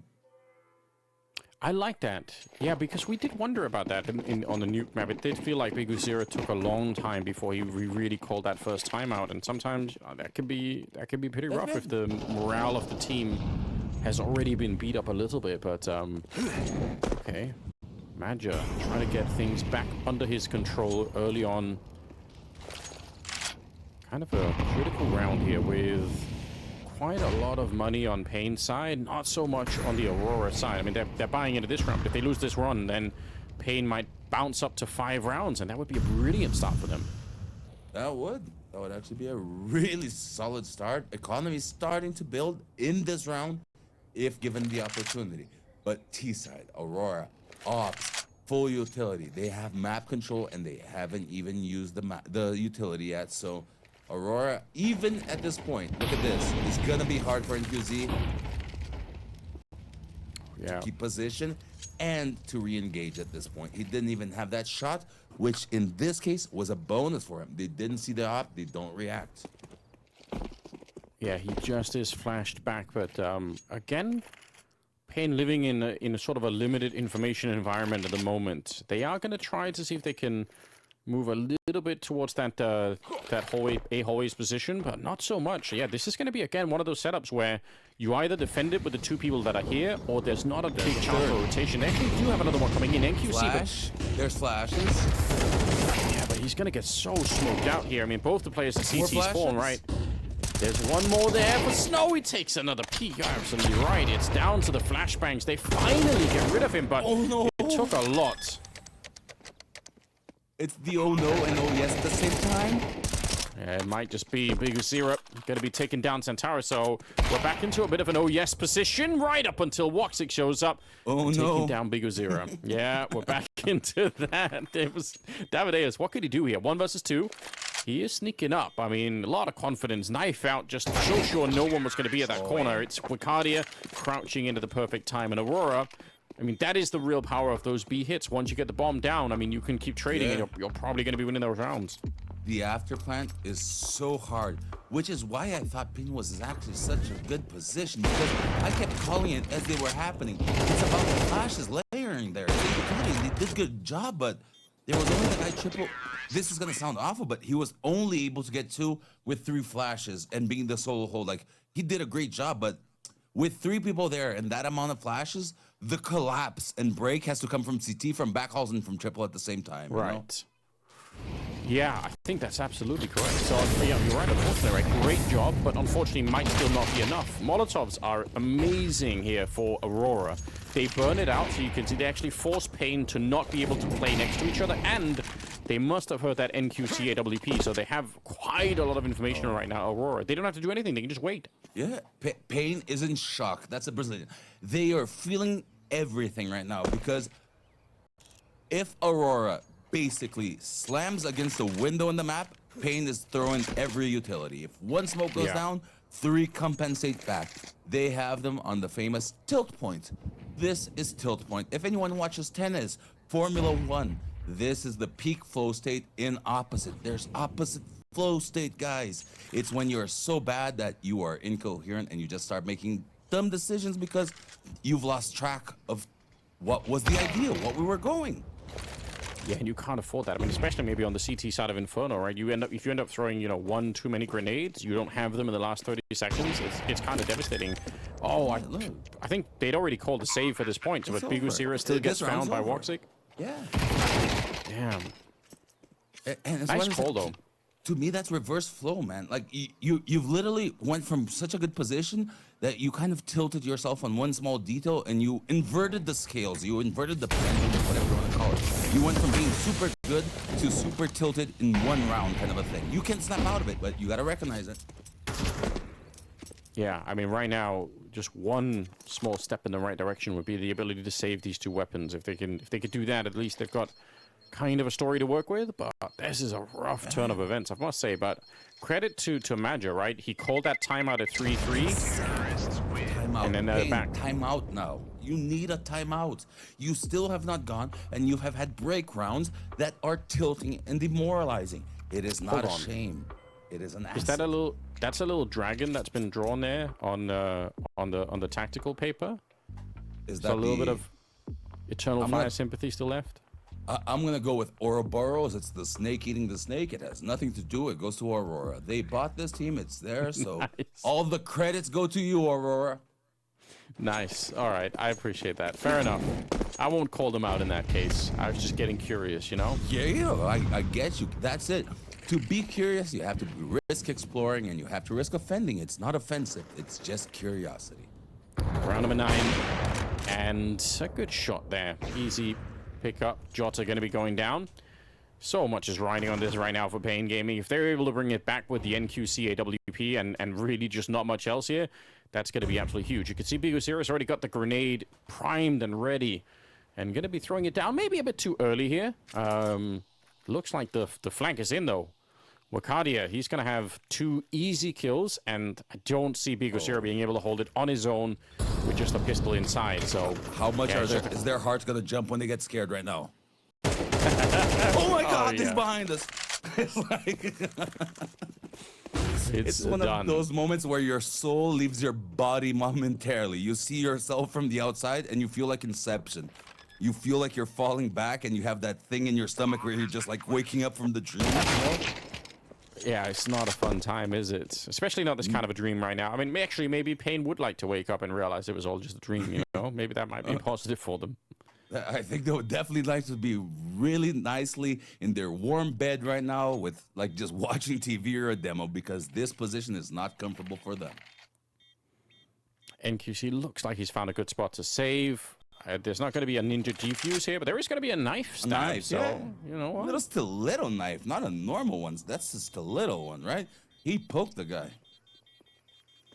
I mean, whatever it takes, you know, get the job done, get the team laughing a little bit. Hopefully, if they can find a way to find some humor in this stuff, I think it'd be good. But I mean, it doesn't change the fact, unfortunately, that Aurora, they're playing very well at the moment, 6-3. This is already, I think, a great first half, honestly, for the Turkish side. I'm pretty impressed. I think so as well. I think that they already would be comfortable at this point, but I think what they are feeling about themselves is not the score, but the actual scale of dominance, because the tides changed. Aurora is dominating in the sense of they have the full pictures in their hands. They are controlling the Lego pieces. paiN is being taken apart, modularized, and built into a different robot. Like they thought they were something, and then Aurora is making them out to be something infinitely smaller. Like, no, we're just playing with you. You are child's play at this stage of your career. Yeah, you can see it right here. I mean, just absolutely dismantled. Pretty rough, and again, with the economy kind of making it worse. Look. It is. It's good CS, it's quality, it's headshot, it's tactical. It's what they need to be. It's competition. For one to win, the other will lose. Snow, speaking of which, he is 1-7 right now, so just on an individual level, having a really hard time getting into things early on. And they do need him, right? He is one of the key pieces in terms of the output, so it'd be nice if he could bounce back, and it's got to be now. You know, I think if they can tie this up 6-6, it's a pretty winnable game or winnable map for paiN Gaming, but we're getting so dangerously close to that not being available any longer. Sintaras running right through the incendiary there. It's biguzera to take him down, but a nice attempt, I think, with the flashbang that was thrown from behind Sintaras there. I actually love the idea of beating the timing on that incendiary, but it just doesn't work out. Jota's going to be going down. He was trying to sneak in through the A apartment, so suddenly there's a lot of things working out. What? That was on. I don't know. Where did the bullet go? Yeah, that was on. That's a glitch in the matrix. 6-3 now. And with 3 people left on the side of Aurora, it shouldn't be possible. Oh my god, speaking of shocks here, Badger, he's charging through. You could see Demo, I think his soul did leave his body that time. Davide's gonna get one, trying to run in, and he will stop the bomb from going down. The grenade follows it up. Oh my god, that's actually Davideus killing his teammate down into 1 versus 2. And Woxic, he's still got 22 seconds left. Yeah, he's thinking about it. He knows that there's somebody in there. He's picked up the bomb, so first step in the right direction. 15 seconds now, and he's going to go straight for the bomb plant. Doesn't fake it, just hopes they won't be right on top of him. What a sick shot. Woxic ready, as well as Snow. His shoulder already showing it's a missed shot. He's got 2 bullets left, and he misses another one. Is it time for the pistol instead? He's going to go for the no-scope, but it doesn't connect. Snow able to clutch it out against Woxic, and paiN, they needed that so badly. I thought the coach was on the tablet right now. I thought he was just chilling there, but no, it's the piece of paper. What a round. It just, life goes to show. I said that the guys on bananas were gonna get scared. I got jump scared here. The way whoever ran into sight in there did, that was perfect entry fragger moment. Entry fragger is no longer a role. It is a moment that you enact. And he saw the opportunity, not because of the role, but because the round said either you jump through the smoke as an entry fragger with no brain, or you lose. And look what happens. The guy doesn't expect. Stupid is actually smart. Who would have thought? Damn, I mean, this is as close as it gets, really. Imagine if they'd have won that. That was a 5 versus 3. Like, everyone's playing good CS here. This is a map that's actually starting to pick up into really good CS. And it has to be, right? It has to be for paiN, especially. They need another couple of rounds here, or they're gonna be in so much trouble. It's doable though. It is definitely doable here. It's very doable. Just from their communication in Portuguese, and there's no joke. Brazilians are not a joke. They're flowing right now. Even though they died, their communication's on a good level. They have reset as a team. They are no longer tilted. Get them back. They will lose 1 player here, and they might be tilted once again as NQC misses the timing, and even worse, the timing for Davideus to get there to cover him was also maybe a second late, and the whole round might fall apart behind that complete chaos in the A apartments. It's Demo to go down, and Snow, there's no point in showing up here. There's nothing you can do in this round, so what a brutal situation. I think NQC is thinking, all right, I checked the stairs and it's all good. I'm going to go back and check so that, see if they jump up. And then he knows that Davideus is going to be there like 1 second later to cover the stairs for him. Unfortunately, that second made all the difference. Yeah, I'm with you. I think that he went for like kind of a self-audible and went for it. But the thing is, it's so early in the round that it should have been a set plan from start kind of a thing, at least in my opinion. Because yeah, fair. If you miss the timing, it's because you weren't on the same page of understanding the idea from the get-go, right? Kind of a thing. Because if you make the optimal path, if you had the optimal buy, like you know how someone forgets to buy and just blocks everyone in spawn? That's the matchmaking equivalent of what I'm talking about at a pro level. It's someone forgetting to buy something or do something, but at a pro level, the entire team is working together. It has to be coherent. When one messes up, it messes everybody out of sync, you know? One bad apple kind of a thing contaminates the rest, but it's not, a bad apple is just a lost apple. Yeah, lost and unfortunately lost and then stomped on. In this point, stomped on. It's the apple that grew itself and ate itself right now. paiN is doing this to themselves, but no, it's Eternal Fire that's actually just... Look at this. Joda, where did he come from? Can I ask that? Because this guy is playing phenomenally. He was on Sangal together with xCloud last year, and I think I called it out that both him and xCloud were going to be like really good players in the future, and it's proven to be right at the moment. Jota is absolutely a great player, and I think in terms of the mechanics, sure, but he's a very smart player too. That's exactly what they needed. Davideus here in the back, MP9, a little bit of a surprise, but still, because they had such a big man advantage, it shouldn't make a big difference. It's a nice little double kill for him. I don't know if it's going to change the round here. More smoke's going up. They're just throwing everything at it here, and Demo trying to get his way through. Actually, great position, but somehow not able to get the kill anyway. 8-4. Very smart. Micro detail here. Most CS players, like at, let's say, matchmaking or premier level or something like that, will always be trying to go right side. Left side by Demo, that was super smart. You just cross ET to the left, you have cover from trip. Like, you're not gonna drive the triple, you don't die to everything else. But he's small junior mistake. The guy has the bomb in his hands. He can't shoot back. If he shoots the other, he might win that round. But it shows potential from a young guy. Again, we shouldn't expect him to be playing like the pros. Now, I have to think that he might get there, and he's showing glimpses that, hey, he has those flashes of brilliance. Is this someone that's worth developing from coal to diamond? Maybe. That's for the orgs to find out now, you know? But this is why CS is beautiful. This is his chance to show himself. Are you a rock or are you a crystal in development? Depends on how you position yourself. If you are a bad teammate and playing badly, you will be there. If you just don't frag, but if you are a great teammate, your team's gonna win. And it is tough to play into a system like the one that biguzera is, as you know, he's really good with the calls, but you're tactical one, right? Like yeah, exactly. Like you're coming in as like the odd man outside. So yeah, a lot of pressure on him. I really agree. I'm not gonna be judging him too much based on just this one game. I mean, in terms of kill, he's doing pretty good. 7-8, you know. Yeah. He's doing his. It's not him, right? It's not about him right now. It's about everyone together and the rest. So paiN Gaming now on that T side. They already lost the first map. If they lose this one too, then it'll be Aurora under the new banner here for the Turkish side. They're going to be doing very well. It's a great kill to begin with. Counter HE comes out, but unfortunately it doesn't matter when they've already lost Santaris and QC. Getting the kill on Woxic in the middle, and hold on, paiN Gaming, maybe a chance here to finally win a pistol round. Yeah, they're having their Aurora T-side nuke pistol. Coherent, block, nothing crazy going on. They just didn't miss us. They just didn't get hit by a nade, and they held for aggression. Magia is low, but he's actually got a grenade prime. Yeah, you're right. And this could actually be enough with the double flashbang as well. Who knows? One of them out. There comes the second one. Is it going to be doing anything? Jota goes down right afterwards. So the flashes kind of work, but it just didn't matter. Nice round. Look, clean. Okay. Tactical Counter-Strike back in play.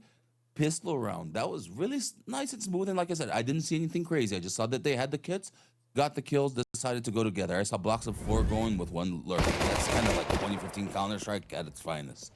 Nicely done here. paiN really needed some of that. It's the first pistol round they've won in the series so far. No. Look at that energy. The young guy is the heart that's bringing the team up. He's like translating. He's like, that's beautiful, guys. Don't stop. Keep it up. Let's go. Young guy. Fire. I think that's one of the reasons why so many people took a liking to Snow at the beginning is, you know, like he's got that, like, you know, the young charm, but also just he's very vocal. He's so passionate about the game. I think it kind of brings people along, you know. It has to. He's still a kid. He's still authentic at heart. He's just trying to be the best Snow player that he can. He does not give a crap about the rest. He just wants to play CS. Here we go. Magia already taking down one. They're trying to get the jump up. They've boosted on top of that position, which means even if you do that elevated smoke, you're not going to be able to do it. They do bump into each other a little bit. So now 4 versus 3, but the bomb is swiftly planted. paiN Gaming, in spite of running into a pretty big stack, they could actually win this round. Yeah, they have a lot of utility. Let's see how to use it. Come on. And they're not done yet.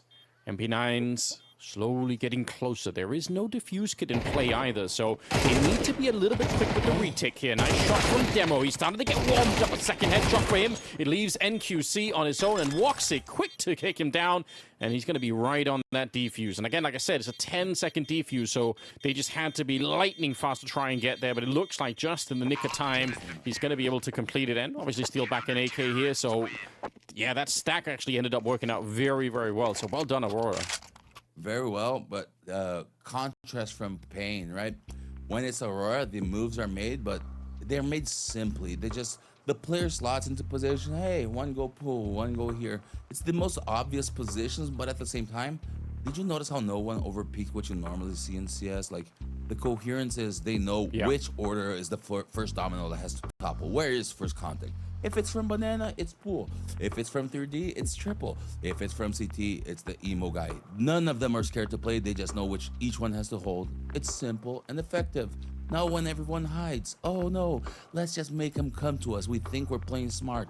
We did that against Shocks. I got 1v5'd in the grand final because we hid in the final round. One of those rounds that, you know, you can still dream of at night. I taste that round. I remember the 8 cheese that we were getting just railed. Like, we've won, went to, holy shit, we threw that. You know? Like, that's how the morale of the team goes. So everyone pretending that they're nice and perfect and get Counter-Strike, you don't, because getting Counter-Strike is getting that it's fluid and that you have to shift things around when shit goes down. It's competitive. 9-5 here.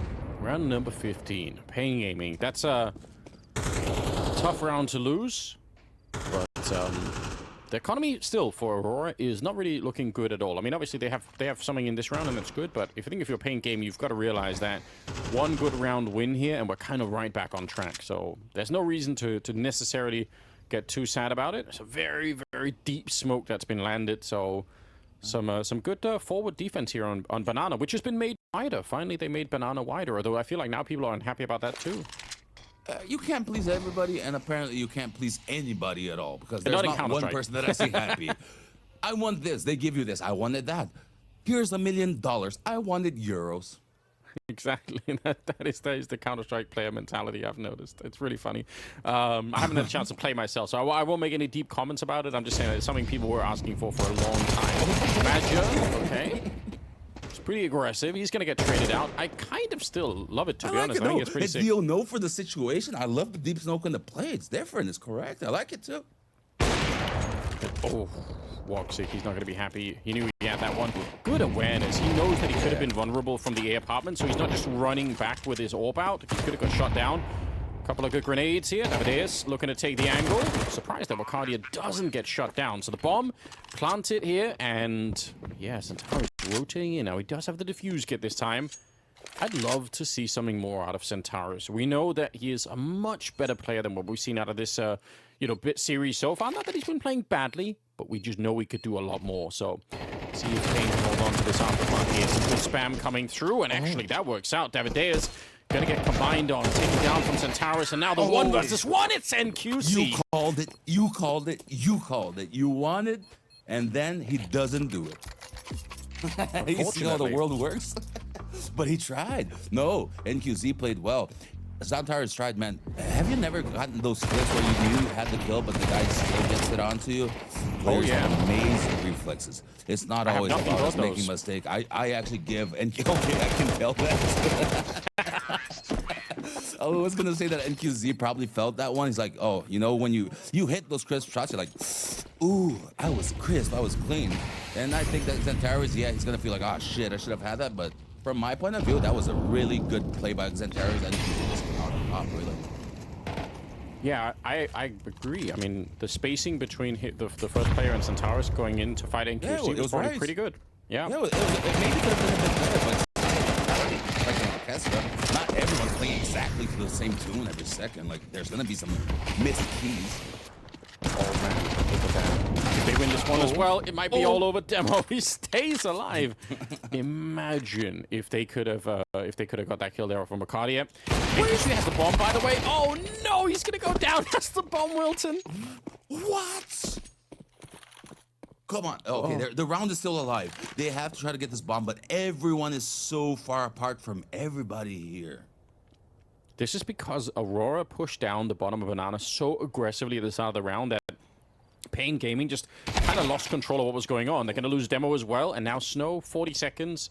He's in library at the moment. I mean, I think he basically just has to run. If he wants to win the round, he might as well run. Like, sneaking through is not going to help. So, because he has to get back to the side. Yeah, he knows he can't do it. Oh, no. It's the aggression that kind of breaks apart the round for paiN Gaming. I actually can't believe it. Yeah, I mean, overall, just a round that... I'm not going to say that paiN should have won, but they split up. They did have positions. Look where Snow got. The problem was Aurora is a really good team. The timing for NQZ was unlucky because if he gets that kill, that round is as stable as like a triangle. Everything is solid on the floor, nothing to worry about. The moment that he died, that pyramid's upside down. Everything is on 1 point. It's on that C4 in the T-spawn. Every player has to converge on 1 point of the map. Advantage is like completely on the other side. Oh my god. That's a tough way to lose. But at the same time, it kind of shows that Aurora, even when they don't have the best weapon, they don't have the big advantages, they're making active choices. Like, this is a 4-man push at Banana, and it actually works out in the end. It's so sick. Yeah. It's a 4-man push in P9, and it's a second, either audible from the captain or from the team synergy or even from the individual to keep pushing. Don't stop where you are. I am not happy with enough space. I want more. We don't have guns. We have MP9. The T-spawn push is so ballsy because that's where it's rare. We had a guy in T-spawn from the CTs, and it's like, it seemed like a normal round, but we probably get one of those every 10,000 rounds. I don't know.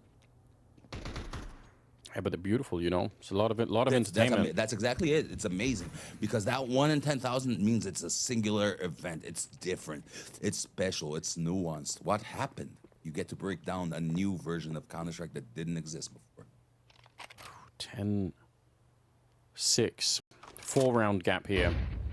paiN Gaming without too much by way of weapons, but still kind of doable. Zentara is going to be going down. Woxic with a good return, and they're going to be able to collapse on this early push coming in. One going down in the apartments, trying to see if they can make their way through the smoke. Madja, very, very good call. If he'd stuck around to try and get that spray, there's a chance that he's going to get traded out. He understands this so well. Like, the fact that he's backing off so much and waiting for his teammates to get there, I love everything about it. He's trying to buy it. Oh, but it still doesn't work out. I actually think Madja played this one so smartly, but unfortunately, somehow it still doesn't work. Yeah, he played that well. It's just the timing of the molly was already going to be good, but the drive-by at the same time, combo. Nice. That's the round. Nice for the game right now. We're going to have a 10-7 match, competitive, paiN with the economy, but Aurora is still saving money. They're going to have the op. They're going to have an AK. It's the different weapons that we're talking about. And wow, I just saw that Woxic is, again, 17-7 this time. Yeah. What I think one of the most impressive sort of individual comebacks that I've really seen in recent history, I mean, I've said this many, many times, but I'll say it again. Just, I think one of the hardest roles to make a comeback into is probably the AWP role, and it might even be harder than in CS2. A lot of people seem to not be happy AWPing in this particular game at the moment. But Woxic has definitely managed to find his way back to a high level, which is, I actually think is so cool, you know. Same. And the pattern with oppers in CS2 seems to be, if you are a static opper, you are most of the time fucked in this game, right? The ones that stand out. Yeah. It's the ultimate moments. It's obviously the Monacy, the Shiros, these kinds of moments where a player like Woxic, who is more aggressive and more KNS-like, old school inspired, flashy, ballsy. These are the oppers we need in CS2 right now. Don't stick to old models. Riflers, you guys know as well. We need fast riflers right now. Look at Donk. So we have a little bit of a roadmap in front of us. Who's looking at this? Where are our talent scouts? Where are our analysts? Where are our strategists? Who's picking up on these little cues that CS Universe is sending out? You can pick up on all of this. Just watch a Susan Anders stream live on PGL. Maybe you would have learned a bit, but if you think you know everything as a team, you know nothing and you will keep losing. Man, I hope that the academy scene gets a little bit more of a revival. I think Heroic started an academy like a week ago or something. So hopefully there will be a lot more of that, because I do think it's really important for the future. For this round, it's looking like Madja, again, is going to be ready to try and set up a smoke. He will throw out a bit of a flash himself and go straight into the battle, and it's absolutely beautiful. USB comes out for another kill. That's almost 3. He was held up by Centauros in this one, but still very well played. And he's back for more. The captain of the team just absolutely swinging to make sure they can win the round here. Snow on his own. He's only got 4 kills so far, and now he's going to try and clutch it, and he won't even get the rifle out in time. That is Major at his best. That's full Major right there. Oh, wow. Honestly, 1 was more than good. 2, he already did a great job. The 3rd is just spectacular right there. And the fact that he's solo B holding and an IGL position, that's props. That's props, my bro. That's respect right there from CS. That was nice. Well, now, is there anything left in the tank for paiN Gaming? These are some hard rounds to lose, I think, emotionally. You feel like you should have it. You're fighting worse weapons. It feels like it should be your chance to really do something, and they end up losing. Major, just a masterclass in how to hold that bomb site. Very, very tricky. I mean, but the timing of the smoke, the flashbang as well, and just everything was working out beautifully. 11-7. They're 2 rounds away from taking the series in a 2-0 fashion, which, by the way, they did last time as well on the same maps. So it is a bit of history sort of repeating itself. Ooh, do you remember close to the score lines what it was? Are we seeing evolution? Because I imagine Aurora 2-0, of course, then. But was it more flexible, or did paiN evolve a little score-wise? Yeah, last time it was 13-7 on Inferno and 13-9 on Nuke. So, like, this one was 13-8 on Nuke, so they got 1 less round on Nuke, and I guess we'll see if they can do a little bit better this time on Inferno. They still have a chance. Considering they have Demo, right? Not against Demo, but the fact that it's a stand-in from Academy. Not bad. That's fair. It's just about a point of view, right? If you frustrate yourself that you're losing to Aurora, top 5 in the team, when you're a top 11 team with a stand-in, your mentality is a little wrong if that frustrates you. You know what I mean? I don't disagree. I think that's definitely worth keeping an eye on. Now, we do have Woxic here at the corner. He's going to get flashed away and almost got taken down from the Apps play. It's such a big danger when you're opening that corner that you fall back and you get shot down from the apartments. Major, not aware that they were going to be running in. It was biguzera showing up with that weird view model of his, but it's called, you know, he's got a bit of a brand just in the fact that he's playing with it. Davideo's going to be taking down Centauros. We've got 25 seconds, and, you know, that's a great path to run. paiN Gaming not giving up so easily. Not giving up, and big round, as much as it's not a full break, this next round's implication is going to be big. From the 18-8, and more specifically what Aurora decides to do with their economy. It can go from an 18-9 all the way to an 11-11, basically, or it can just be simple 11-8, and then maybe Aurora closes out, right? Like, depends on what their strategy. Are they going for a full stack to save the op and the AK? Are they going for picks? Another push down mid? They already used once. Would they expect a second? This is the kind of thinking that's going on live in a 30-second pause. That's how much you have to do and consider. So when you are critiquing players for not knowing what they are doing, you just have to humble yourself and realize you do not know what the hell you are talking about. Look at the amount of information that's happening that Zeus is picking up without even being in TeamSpeak. What do you think their communication is going like right now? I mean, I wish we could hear it, but for obvious reasons, that's going to be, you know... Yes, that's administrator privilege. We block it. It's theirs. It's their choice. They use that. It would be sick, though, to get, like, the first-hand experience. I'd appreciate that. Imagine if we could just have the power here. Like, if we were the orchestrator from the Matrix, we press the button, and right now it's like, executing B, I molly, let's go. I have CT, swing with me, I crossed. Jumping first, time, 1, 2, 3. These are the kind of team comms that are happening. So while you're not listening to it, you kind of are. You always could have been hearing it. No one just knew how to explain it to you. Major is not going to get a chance to do anything much with the 5-7. He's just saying, all right, you know what, leave it alone. I mean, they were stacking it. It doesn't really matter. It's not a big deal, but let's just say, like, they're going to stack at the A bomb site. They're hoping that that paiN show up. It's not the case. So actually, 11-9. You know, like I said, they got 7 rounds last time. Now they're improving on that by 2. We got games. I think Demo has already found his reason to be inspired. He, as a stand-in, already did better than the previous team before. paiN will be happy. They're like, we made a hard decision. I don't know why. But even with a stand-in, we did this good. It shows that it's what our team needed. And Aurora is the only one on the other side. They're still winning this, so they can all win in their own weird way. Down to a 2-round gap. I mean, this is Predictions. really gone the way that I want some chaos here. Predictions. What are we thinking here? Has paiN made the recovery mentally? Are they already on track? Are they so well in flow state that they will not lose? And is Major just a little small frustrated as he seems? He goes for water. That's grounding. All these things change. Do you think Aurora wins or paiN? Go. I still think, it's going to be Aurora, but I mean, I would love to see overtime right now. I'd love for like, Snow still hasn't really been able to do anything. I want to see a round where he's back in. I feel like if Snow comes back, then I actually think paiN could definitely get us onto a third map here. So, you know, maybe 1 or 2 good Snow rounds right at the end. I mean, it happens. 4-14, that's true, Anders. You're right. I hadn't caught that. Let's see how the round develops here. 3B, 2A, still split from Aurora. Strong decisions. They're not moving on whatever smokes happen. Look at that. And yeah, they are trusting in that setup. Yeah.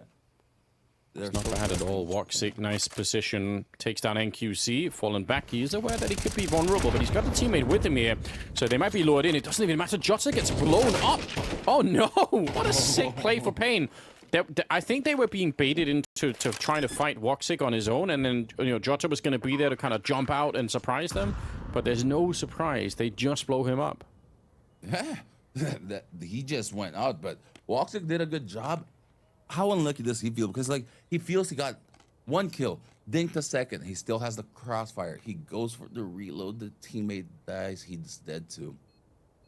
You know what I mean? Like, he's like, I did amazing. I won us the round. I just need to reload here really quick. Oh, crap. I died because I reloaded and my team couldn't hold it. Yeah. Well, it happens. It happens. You have to let it go. All right. It's going to be Centaurus going down. He was trying to catch a couple more, I think, on the exit there over by the library, but doesn't work out this time. Just the 1 kill. So, wow. We're tied up the game a little bit, or not quite, but we're close to doing it.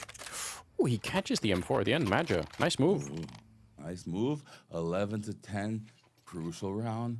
Pressure's building. And good CS being played all around. I think we've got a match that has delivered. And beautifully, now we are at the crux of it. Who's going to win it? Do we get a map 3? Do we get Anders OT? Do we get Aurora closing? Or do we get a little bit of Wilton happiness for some Brazil? Everything can happen right now. I mean, I'd be excited to see overtime. Again, we highlighted the fact that I actually would too. I think that would be my favorite likely outcome because it's the emotional one. It's chaotic. We won't know anything, but we will enjoy it regardless. I mean, we've seen even with the stand-in here, paiN still, the fact that they're able to take this fight to Aurora, which, as you said earlier on, they're such a formidable team right now. They're a really scary force to be up against. So for paiN, it's got to feel somewhat good. Nuke wasn't maybe the most exciting. There was a slow start for them. Didn't really get off the ground. This one, if they could just activate Snow, I think there is a way to get back into it. Davideus, look at him, trying to put some pressure towards the top of Banana, but he will slow it down just a bit. Walks through the smoke. That takes some confidence. And on the other side, it's Major holding it and going to send out that incendiary to slow things down even further. All right. Well-worked round. Banana utility almost exhausted now to ascend. Now Banana's going to should at least be considering, are we going to go for full aggressive or defensive? Because paiN is fighting with utility. Holy crap. Oh. And that's just spam for the smoke. Major goes into the same position and cuts the same treatment. I think that is the definition of insanity. You try the same thing and expect a different outcome. Not going to be working out for him here. 3 versus 4. Woxic trying to show up here. Bacardia is there at the same time, but man, they're in a lot of trouble right now. And there's a flank coming in too. I think they were well aware, but yeah, Demo, this move is really sick. Bacardia is kind of thinking about it, and there might be someone here. He's not wrong, but he can't win the fight, and that leaves Woxic on his own. It means paiN are going to tie up the game, make it 11-11 here, and it's just a question of whether or not Woxic could even escape at this point in time. Not going to be able to. It's the young gun, the new guy on the team. 3 kills and 15 overall. Wow, and look at Aurora money. It is down bad. They do not have a full buy. 11-11 paiN in That's flow not states. good news. This is, oh yeah. And you know who this isn't good news for? It might just be for paiN because it might just be like the different pistols and it seems from memory it's what they have had most trouble with, right? Converting after those crucial 2 rounds, the crucial 2 rounds, getting forced upon crew crucial moments in the match. This is big for paiN. Story Arch as a growing team. Are they experienced enough to truly face Aurora as a top 5 contender at some point? And is Aurora truly top 5 that they will not let this even bother them and just close out paiN? And remember, everyone, this was 2-0. 13-11 or 13-0 is the same. Now, Aurora actually did this kind of a play earlier, right? Like where they had the double stack on top of the boost. Again, it means even if you throw the elevated smoke, you can still look over it. And last time, I believe this actually did work out for them. So they're going back to that same well. And, I mean, if it works again, paiN Gaming are going to be so upset because losing to the same kind of stack with MP9s and everything else, you know, twice and a half, I just don't see them mentally getting back from that one. But they are not committed to anything yet. 50 seconds left. Ah, something Spidey tingled because they were in banana to go B for 45 seconds and they're walking away from it. Here we go. Going to be that first kill, but that will confirm it. They should know. Okay, that's the boost. There's a lot of players here. 30 seconds left. There's nobody actually on the A bomb side itself. And Wakadia already going down. They're going to get the bomb planted here. paiN Gaming, you're right. They had some kind of a sense. There was some feeling that something was wrong about that B bomb side. And they absolutely did the right choice here. NQC, nice little flick. And with a 3-on-3, they should be locked in to win this round. There's no kit on the other side here. All of the advantage right now is with paiN Gaming. They're getting really close to getting at least a 1-map point, and maybe they're going to play overtime. What if they just win it in regulation? That's looking likely at the moment here. They're backing off. They realize they have nothing left in the bank here. What a call from paiN. Wow. And you're right. Maybe paiN Gaming not only doesn't lose this, they flip this into an immediate win. That would be the turn no one expected. Pure chaos theory right there. We're talking about everything that can happen and we forget the obvious one, the one we didn't see. The ironic comedy that every option we tried is still wrong. That is definitely not what I expected to happen. I mean, when they were winning Aurora, they just looked like they were in such a good position. Like they look pretty much unstoppable. But even this start, right? Look at this. Yeah. What hit it? But Santaris, I said smoke. I saw he crossed in this like correctly the smoke on radar. Aurora still isn't playing bad. I really do believe paiN Gaming has flipped from being off from the start to actually flow state like being right now. They are playing their top Counter-Strike right now. This is probably A-class plus paiN Gaming. Nice to see. Last round of regulation here. So Aurora fighting and good start here with the HE landing right straight on top. That's a bit of a bomb on top of Davideus and NQC. But yeah, they need to win this round, get it into overtime. Otherwise, paiN will push us on to a third and final map. I would be shocked. It's going to be on Dust2 if we get there, but paiN Gaming, I'm so impressed by what they're doing right now. Yeah, I mean, full focus on this round for me. I'm impressed by paiN just having the morality to come back here, be able to actually handle the defeat in the way that it happened, in the rounds and everything like that, and still putting up some coherent Counter-Strike, just taking map space. Right now, full control. They're playing like the winners. They're slow about it, methodical. Yeah, it's looking very interesting. 40 seconds. It's Woxic. Missed the timing, didn't see anyone. They are going to go back to that B bomb site, and honestly, that could be a bit of an issue. Centaurus still has an incendiary. Now, I'm usually not much of a fan of the incendiaries just because they do very limited damage and people can run through them, but at this stage, with very little time left, you never really know. Look at how it's already slowed them down. HE on top and a great headshot. It's Centaurus back here. 18 seconds on the flick. It's a nightmare. He sprays them all down, and it's just NQC. Now with a 1 versus 3. Aurora trying to capture this one into overtime, and he stops the bomb plant. They're going to run through every time. There's absolutely nothing he can do right now. Trying to see if he can win on kills alone. It's Woxic to take him down. It's Aurora to get us into overtime. You called overtime. You wanted it. We get it. Good Counter-Strike right there. Xantaris, that isn't. That's not a Xanta peak. That's nothing. I don't know what that was. That's a run back. Destroy them. That's like uniqueness. You're seeing creativity in it. Look at what? He's just It's Look at the pressure on his hands in that moment, Anders. Think about that. Think about yourself in your matchmaking in the round 11, 12 to go to OT. You are in that pressure alone, and somehow you still get that. That is hard. That is truly hard to do. It's also the fact that once he was discovered from behind that new box, he pushes forward, right? Like he's actually attacking into them. Nice set of grenades here. Puts a lot of pressure on Davideus. But yeah, I mean, everything about that round from Centaurus was out of control. Nice. Well, we're in overtime. Down. Yeah, time for us to breathe in this overtime. Time for us to at least understand what's going on, and everyone has full economy, so we get to see their full idea playbook right here. Oh yeah. So Cardia gets killed, but Woxic able to trade it the once. He's got to be a little bit careful. He does have a teammate with him, so one of them should be covering the A apartments there. They got to figure out pretty quickly like who's doing what, and in fact, they're going to go into it. The NQC was waiting for it, and I think they hear the scope as well, so yeah, wow. Woxic's going to be dead pretty much every time. I don't know. I don't hate the idea of pushing forward, but it's risky. It's definitely risky. I like the paiN idea of let's change up the tempo, because the entire match from their side hasn't been much tempo, and then first round of OT, they choose that one round. I'm kind of with you. It's about saving it for the right time rather than having many of them, and they chose a really good time to use this.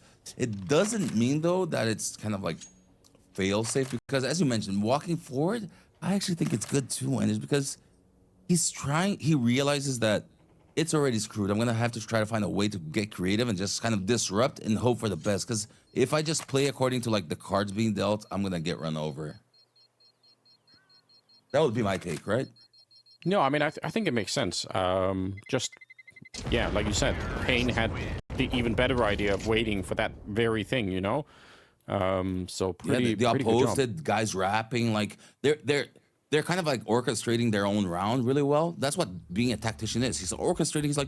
He's pulling the strings of the 4 other players and the 5 other players on the other team at the same time. So he kind of, in a way, biguzera with his call, or whoever did that, because we like to say it's the IGL. We like to say it's the coach. Guess what? The coach and the IGL can't do it alone. It's all 6 of them, and it's the cook, and it's the environment for the org too. So it's a little bit of everything, but it shows. How beautiful is that? Hey, NQZ, post here. We're going to rap. We're going to push them into your like crosshair. You don't even have to do that much. You just have to get it once, use a flashbang, stay there. The guy will come to you, and it happens like that, you know? So it's beautiful Counter-Strike, and it's thought out. That's what being a team captain is, guys. That's the kind of level of orchestration we're looking at. Not just calling strats from a strat book, if you know what I mean. This is really sick. 13 to 12. NQC with 23 kills. Again, if Snow can just a couple of good rounds here, it's such a different team, right? Everybody else right now on paiN side, they are really showing up and playing masterful Counter-Strike. It's Magic to start this one with. We're still in overtime, the first half here. biguzera, nice grenade, lands right, nice grenade from the Aurora side of things anyway. Gonna be down to very low health here all of a sudden. And with a couple of more kills going the way of Aurora, honestly, this is just looking like a pretty one-sided round. Back and forth in the big scale of the match, very one-sided round. Skills are different as well, right? And right here, Aurora needed a little bit of the scales to tip in their favor, because things were slipping out of control. That's another angle that like a captain, a teammate, right? Whoever, Anders in his matchmaking, the fan watching at home, and the PGL producer that plays Counter-Strike, because everyone loves this game and we're all trying to learn a little bit together. It's just, try to follow this thought process. That's what the players are doing. They've just gotten good at it because they've repeated it over, like, I don't know, some of them 20 years. MongolZ his entire life. It's perspective as well. MongolZ is 2/3 digital. Have you ever thought about that? Woxic is amazing. It's so silly, isn't it? How much? MongolZ is 2/3 digital. 2/3 of his life he spent inside a computer. That's like crazy. Not inside, but you get it. Like, no, sure, I know what you mean. Yeah. I mean, I'm 38. I've been playing CS since 1999. Like, I don't remember my life without Counter-Strike. How could I not love this? And I still am here saying I do not get this game entirely, because no one ever will. That's why it's a team, or else we'd all still be playing Quake, guys. Wake up. Yeah, the fact that it's not solved even after all this time is kind of crazy. We're going into the last round of the first half of overtime here. The scoreline's 13-13. If you guys are joining us, a big welcome. There is obviously another stream going on at the same time with Legacy are playing Liquid at this very point in time. Ooh. So that's pretty exciting. Yeah. Both streams open same time, guys. Open multiple. Let's do 20 streams of the same one. Exactly, that's what I mean. And we've got even more, you know, there's another best of 3 coming up after this one. So you don't want to be missing it. FURIA are going to be playing Apogee in our next best of 3 here on the channel. So yeah, you're locked in. Major. That's a great couple of kills. Yeah, ready for it. 5 versus 3 to begin with, and paiN, unfortunately, it limits what they can do in this round all of a sudden. Yeah, I mean, look at the aggression. The fact that they feel the necessity to have space is actually bad in overtime because they are feeling pressured to take something that isn't needed. They can let the guys come. 4v3. Georgetown. What could you do here?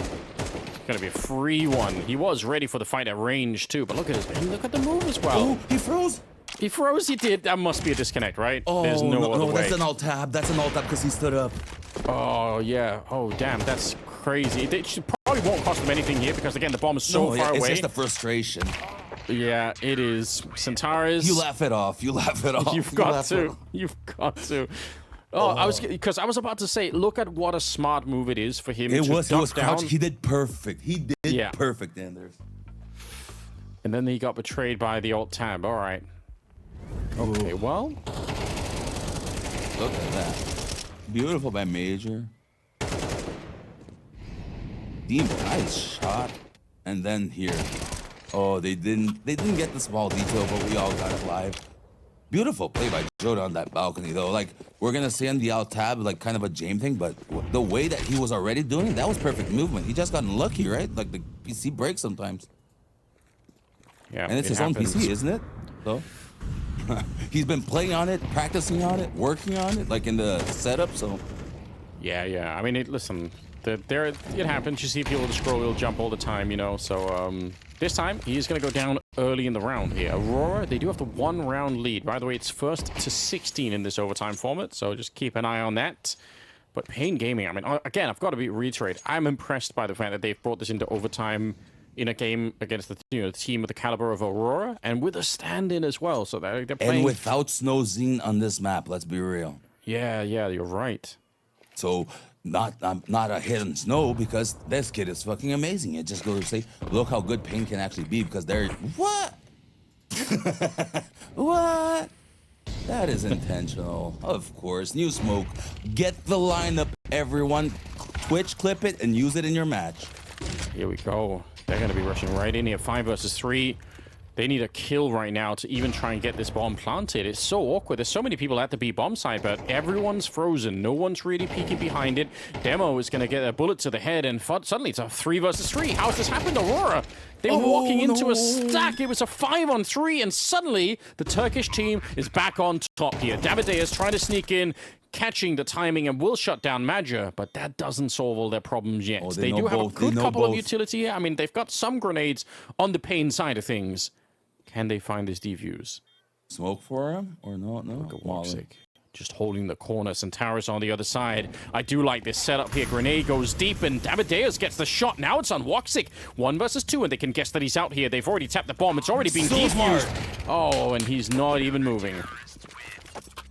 So smart CS right there. It's not even about just being paiN. Yes, there's a little angle of that, so Zeus will get excited, but it's so smart. The decision making right there to just keep baiting, go diffuse, because if he swings to kill you, that's only then when I actually swing from CT. Beautiful, and you can see that was good CS, and that teaches everyone else good CS. Not just Zeus or Brazilian fans, so that's a net overall win for everyone, and a hell of an exciting match for us right here, right now, live. Okay, 14-14, all tied up. That was paiN very, very close to losing. They did change that a little bit, so you gotta jump a little bit differently now. So yeah, like you know, that's paiN nearly losing a 5-on-3. Imagine if they had, they would be pretty tilted, I think. Now it's on though. 100%. Yeah, but they went from near tilt to pure euphoria. They are back like, okay, it's normal. We're winning. We're good. Let's go. a pretty nice little Molotov there to put some pressure. NQC gets burned just a tiny bit. Centaurus, unfortunately, gets downed all the way. That's at the top banana position. NQC with a missed shot. And Wakadia, he would love to put more pressure on, but they got to be really careful right now. 50 seconds. Wow. David gets a kill on Joda. Joda, who has been trying a little bit in halls, not having as much success, but still one of the most amazing players in impact kills that we've seen so far. Great flash play, gets out. 5v3 or paiN Gaming. Aurora still positioned, though, to be able to do damage. How do they break this open, Anders? Yeah, I don't know. They need one really good kill on one of these two A anchors, and maybe there is a way in. But it's not going to be easy. 26 seconds here. The rotation is already happening. paiN actually has such a great read on this round. And Snow, there we go. We're not asking a lot, just a couple of kills every once in a while. And now he's jiggling forward. He's trying to show that gun barrel. Woxic able to find him anyway. I actually can't believe it. It's biguzera. And with the demo in the corner, I don't think they realized that he was in there. So nice defense. Great play coming out. Yeah, I'm with you. paiN take that round. But I feel that Woxic played that pretty damn well towards the end. There's worlds where that can maybe the dominoes tip a little bit differently than unfolds. But props to paiN right there just for being able to close it out. Again, their storyline here, yes, they want to win. But to me, top 5 versus top 11 with a stand-in, with the Snow not working as highly. They just have to keep improving, and they might actually even win this just by trying to improve and not trying to win. You know what I mean? If you admit, like Kerrigan, that with a stand-in, anything can happen, maybe you win. Yeah, just throw it, you know, throw it all out and just play with a little bit of passion. I think they're doing a fantastic job. Maybe especially NQC, 25 kills. One more, and we will go to a third map on Dust2. I can't believe I'm saying that. Again, paiN Gaming. They're supposed to be the underdogs with the stand-in here, but they're actually not playing like it at all. biguzera does go down, and a chance for double overtime all of a sudden in a 4 versus 5. How much do they want to just rush this? You can say that they really want to sort of put some speed behind this, but they also need to throw some grenades. Yeah, and Demo only has an 18 CT, so not looking good for paiN. Yeah, that is a really good point. Fire. Yeah, because if he had a flashbang, he could have set up something more. Okay, hold on. Sometimes the universe needs a little bit of luck. 3v3. Well, now getting planted. Spam coming through the other way. All right, Demo trying to maybe push it a little bit too far. Davideus managed to isolate the kill. He's got a couple of bullets left, and it's plenty enough at a pro level to get the kill onto Woxic. Leaves Madger. And it's fitting, the captainy of Aurora, to try and hold on to this one, get this one into double OT, or if not, paiN succeeding in getting a third map. They're not quite sure where he is. He's going to peek wide for it, and it's an easy shot. NQC able to pick it up, but look at the celebrations here on the Brazilian side. It's paiN to find a third map in this series. How sick is that? That's awesome in the sense, look at Snow, look at the age of this team. This is a young team that's finding itself against veterans, monsters, great players. I love the result for... Like, I don't think it's necessarily easy to pick here. I'm still curious to see how Falcons are going to end up doing overall, even though in general there's been a lot of disappointment. I'm still always sort of in the market. And also Legacy ended up beating Liquid 2-0. Yeah. The B stream for us, right? We're B stream, but they're B for us in this moment. True. So the A stream had a gigantic upset of Legacy against Liquid. But you can find out that yourself. Right now, Anders, take us to this amazing third pistol in the third map. I don't mind if I do, Wilson. Let's see if we can get into this one. We do have a bit of a strong position over at long, I would say. You could see anti-flash here from Jota. We've got down in the pit as well.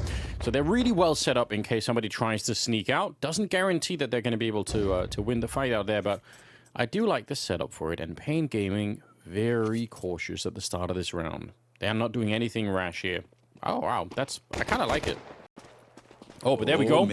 That is the one kill that they needed. Davideus just feels it. Maybe he hears the footsteps from Centaurus. Solo B. Yeah. What do? How do you even do anything in this position? His teammates are coming, running through the smoke to try and help him out. He's actually hiding inside of the smoke. How sick is that? Wakadia, otherwise he would have been dead. Now, Jota is still going to get traded out. So with a bomb plant in a 4 versus 3, you've got to say this is advantage for paiN Gaming. And Davideus finding another kill, and you can see already Aurora saying it's not worth it. So paiN Gaming, what a great discovery.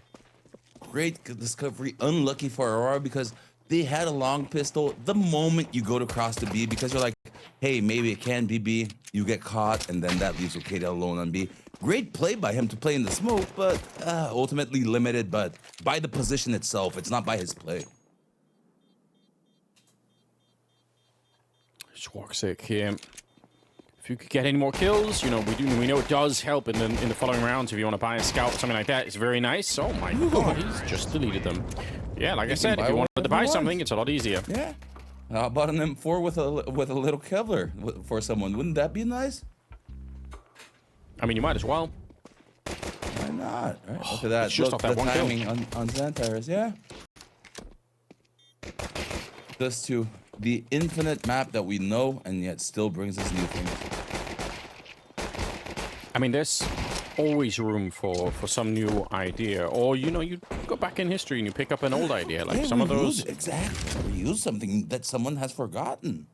Yeah, there's so much Counter-Strike. Like I bet there are a lot of ideas that are kind of, you know, lost to history in that sense. So and there's 9 years ago we talked about a wallbang on train that was amazing and no one even did it once in a match.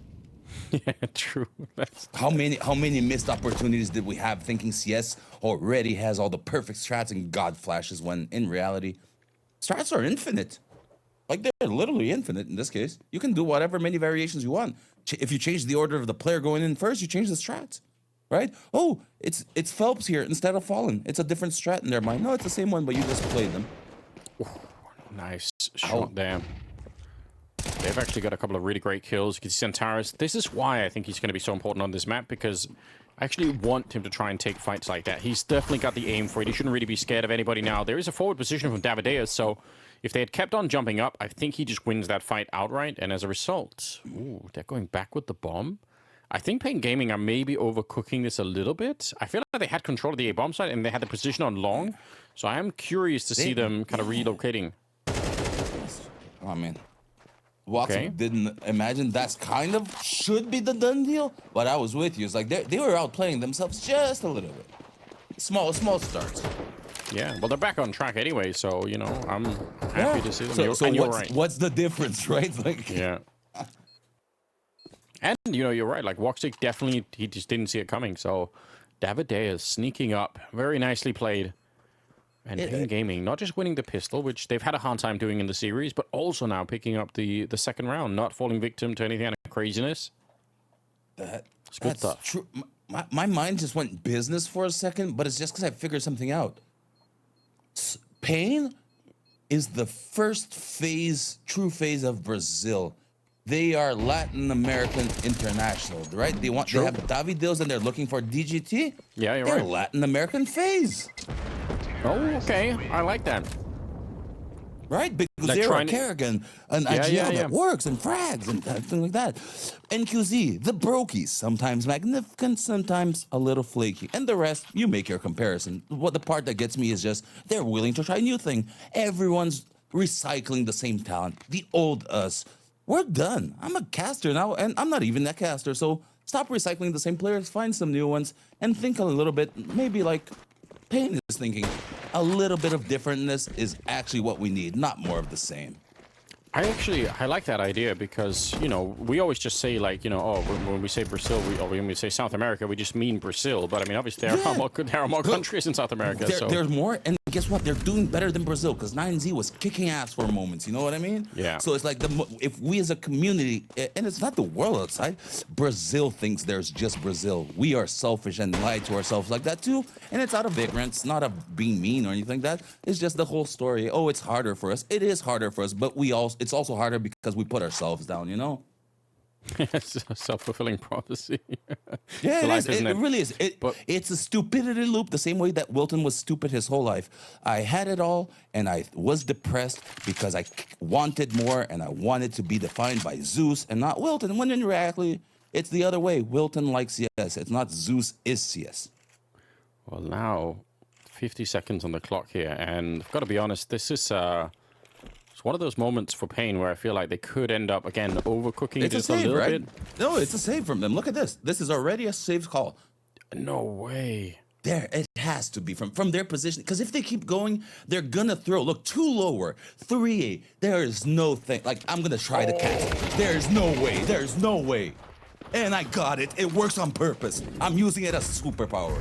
It absolutely worked. I mean, I can't believe it. The fact that they pushed up, they had so little time. I mean, if that push hadn't happened, maybe you were right. Maybe it was just going to be a save all along. 3B. Oh, and they might still fall apart. Walk6 showing up. Great headshots coming through the bomb out in the open. 10 seconds left here. Snow, he's going to have to hope that no one's there, but there he is. Wakardia shows up with a deagle and shuts it down. It's NQC across the map, and it's Aurora winning the round. What an absolutely ridiculous round. What a round! We see superhuman powers from casters. We see it go wrong and blow up in their face. The round is insane. This is a great Counter-Strike by comparison. It's fun because it is a little bit crazy, you know? It's not the other way around. The fact that things are going a little bit weird and kooky is making this amazing. Look at that. Let's go. That's what I want to see, Major. Let's fucking go. Yeah, that's the level of passion. I mean, he knows how much that means. And paiN Gaming, there's just already some signs early on here on Dust2 that I'm a bit worried about. You know, I don't mind the pause calls when you slow the game down, but I feel like it's a fine line between that and getting, you know, everyone's a bit nervous. Everyone's kind of taking a little bit too long. You're starting to get it. It's a very fine line between we are freezing on purpose and we are freezing because we do not know what to do. The nuance is in understanding that. And right now, look, it does look like it's a little bit because they don't know what to do because we haven't seen a full cat take, a full long take. Where's the group unison we were talking about? paiN is winning and still not looking good. That's the true paradox. To really analyze CS, it's not about the numbers, it's not about the economy, it's about the momentum and the entire big picture. And paiN, while winning, Aurora looks better. Crazy how the world works. 50 seconds. So this time they're going to be a lot quicker here, right? We've got the grenades going down. Already nice counter throwing up. Oh my god, so much damage. Centaurus, maybe he could swing to take that fight, but I mean, he might as well just stay here and stay alive. There's a bit of a flash to try and set him up for something more, but paiN are already in a lot of trouble in this one. It's another headshot. Centaurus taking a kill, and NQC and Demo with 30 seconds in a 2 versus 4 here. All right, that's a bit awkward. Wakardia, don't think he needed to be anywhere near that, and it actually does allow for a chance to get back into it. This would be shocking. If paiN end up winning this round, I would say it's unforgivable for the Aurora side. Nice shot from Jota. He's going to show up and actually get both the kills there. So they needed that. I was worried for a second there because that's the round they have to win every single time. Yeah, no, with you. I think the fact that they got the bomb plant for paiN, that's like an equilibrium because it was looking really bad, as I said, again, right? But Aurora, I think I get what you were saying because it's not just in there. It's Jota, the way he fights there, the way Zentaris was unwrapped. This is a rifle round from them. I was thinking about the op, and you're seeing that Zentaris on that, like those little headshot angles, he can destroy people, right? Yeah, absolutely. Scary stuff, but huge, obviously, coming in here. Double op. Ooh, double op. I love the double op, Anders. We don't get to see it nearly enough, I feel like, in modern-day Counter-Strike. But it is a lot of fun. This is an old school thing, yeah. Oh, it's gonna get run. Okay. Hold on. Careful now. Smart. Okay, he's got some backup in now. He's getting a little bit worried for it. Thought maybe the Glocks were going to come run him down. Another good grenade, and I feel like they've managed to stabilize the situation here. Just, you know, some of the early speed there from the Glocks not really working out in favor of them. And they will clean it up. So, yeah, I mean, maybe not too exciting. We knew that paiN weren't going to have a lot to work with in this round. They will, however, in this next one. So, like, the problem is, if paiN are going to play the slow style that they played up until this point against the double op setup, that's probably going to favor the double op, right? That 100%. And not only that, if they're going to play this double op setup, this slow start setup against a double op, and not actually doing a big picture because it's not connecting where are the smokes for to gain space, as I said, that's why they're going to get destroyed. It's not just double ops, it's the double ops and not even like presence by paiN at adapting. One of the greatest, if not the greatest Brazilian IGL right now is having troubles adapting to this game. It's early, but you can tell. That's how it works. Even the greatest have troubles, and that's how they learn. They have really big problems to have really big solutions. 4 versus 5. Maja down and out with an aggressive push at the beginning of the round here. Wakardia, not quite sure he's been spotted now. It definitely has, but it doesn't matter. Snow gets taken down. That's a very, very important kill. I think if Arcadia dies to the round, it's probably going to unravel from Aurora very quickly. But now he's set up for it, and he's not even walking away. This is kind of a sick play. NQC is slowly being wheeled in the back line there. I'm sure he's going to want to take this fight to Arcadia if he's being allowed to. And again, Arcadia is the only defense at the B-bomb side. And there's no one cat. The weird rounds. Weird structured rounds, you know? Well, we'll see if it's going to be working out, because again, they are running the clock just ever so slow. I mean, from our point of view, this looks like it's going to be a B attack every single time, right? There's the bomb still in upper dark here. Especially. Yeah, now especially with Jota here, he's going to see it. Oh my god! Oh, he was running away, he stopped on the spot and takes down Davideus. That's sickening to see. I can't believe he got away with that. A little bit of a flick. Jota, an absolute champion in this round. 2 more kills to add to it. I mean, the fact that he managed to get to B at all and saw the rotation coming is insane, but that kill in the middle is godlike. That was the opposite of the pistol, where there was a fight that CT in Aurora got screwed. Jota was screwed here, and he pulled off something miraculous. That shot was sick, Anders. How do you do that? He just... I mean, even if he hadn't got the kill and just had lived and run to the B-bomb side, that's a pretty good rotation, you know? But he stuck around to get it in the middle. I really can't believe it. Timeout called now from paiN Gaming. I understand that. A little bit earlier, right? The momentum as well. I like this a little bit better. paiN Gaming, but this is one of those pauses where it wouldn't be tactical. This is probably an emotional moment. This one is one where Zonic would probably do really, really well, because it's like just about talking to the players, getting them to actually just align, being humans. Nothing strat related, because the way paiN is playing, it doesn't matter the strat. It won't work because it's not cohesive. So it's just like, yo, boys, he said, and it has to be like that. Remember the Alexi B? Oh, he's talking shit on his teammate. What a bad idea. No, it's the opposite. He's zeroing in his entire team and focusing them up. But you don't play competitive esports as a fan, so you think he's being a meanie, when in reality, it's his greatest asset as a leader. He leads, he doesn't follow, and he doesn't let you be a dumbass. Yeah, sometimes you need that, right? You need somebody to really pull you out of it. Definitely. How many times have I done something stupid where Juliana just needs to look at me and be like, Wilson, you're being stupid, change that. And I'll change it. Do it differently. Do better. Yeah, nice, do better. Like, It's a nice couple of kills coming through here, but I mean, a bomb plant maybe possible. That's good. I've seen worse. I've seen crazier rounds.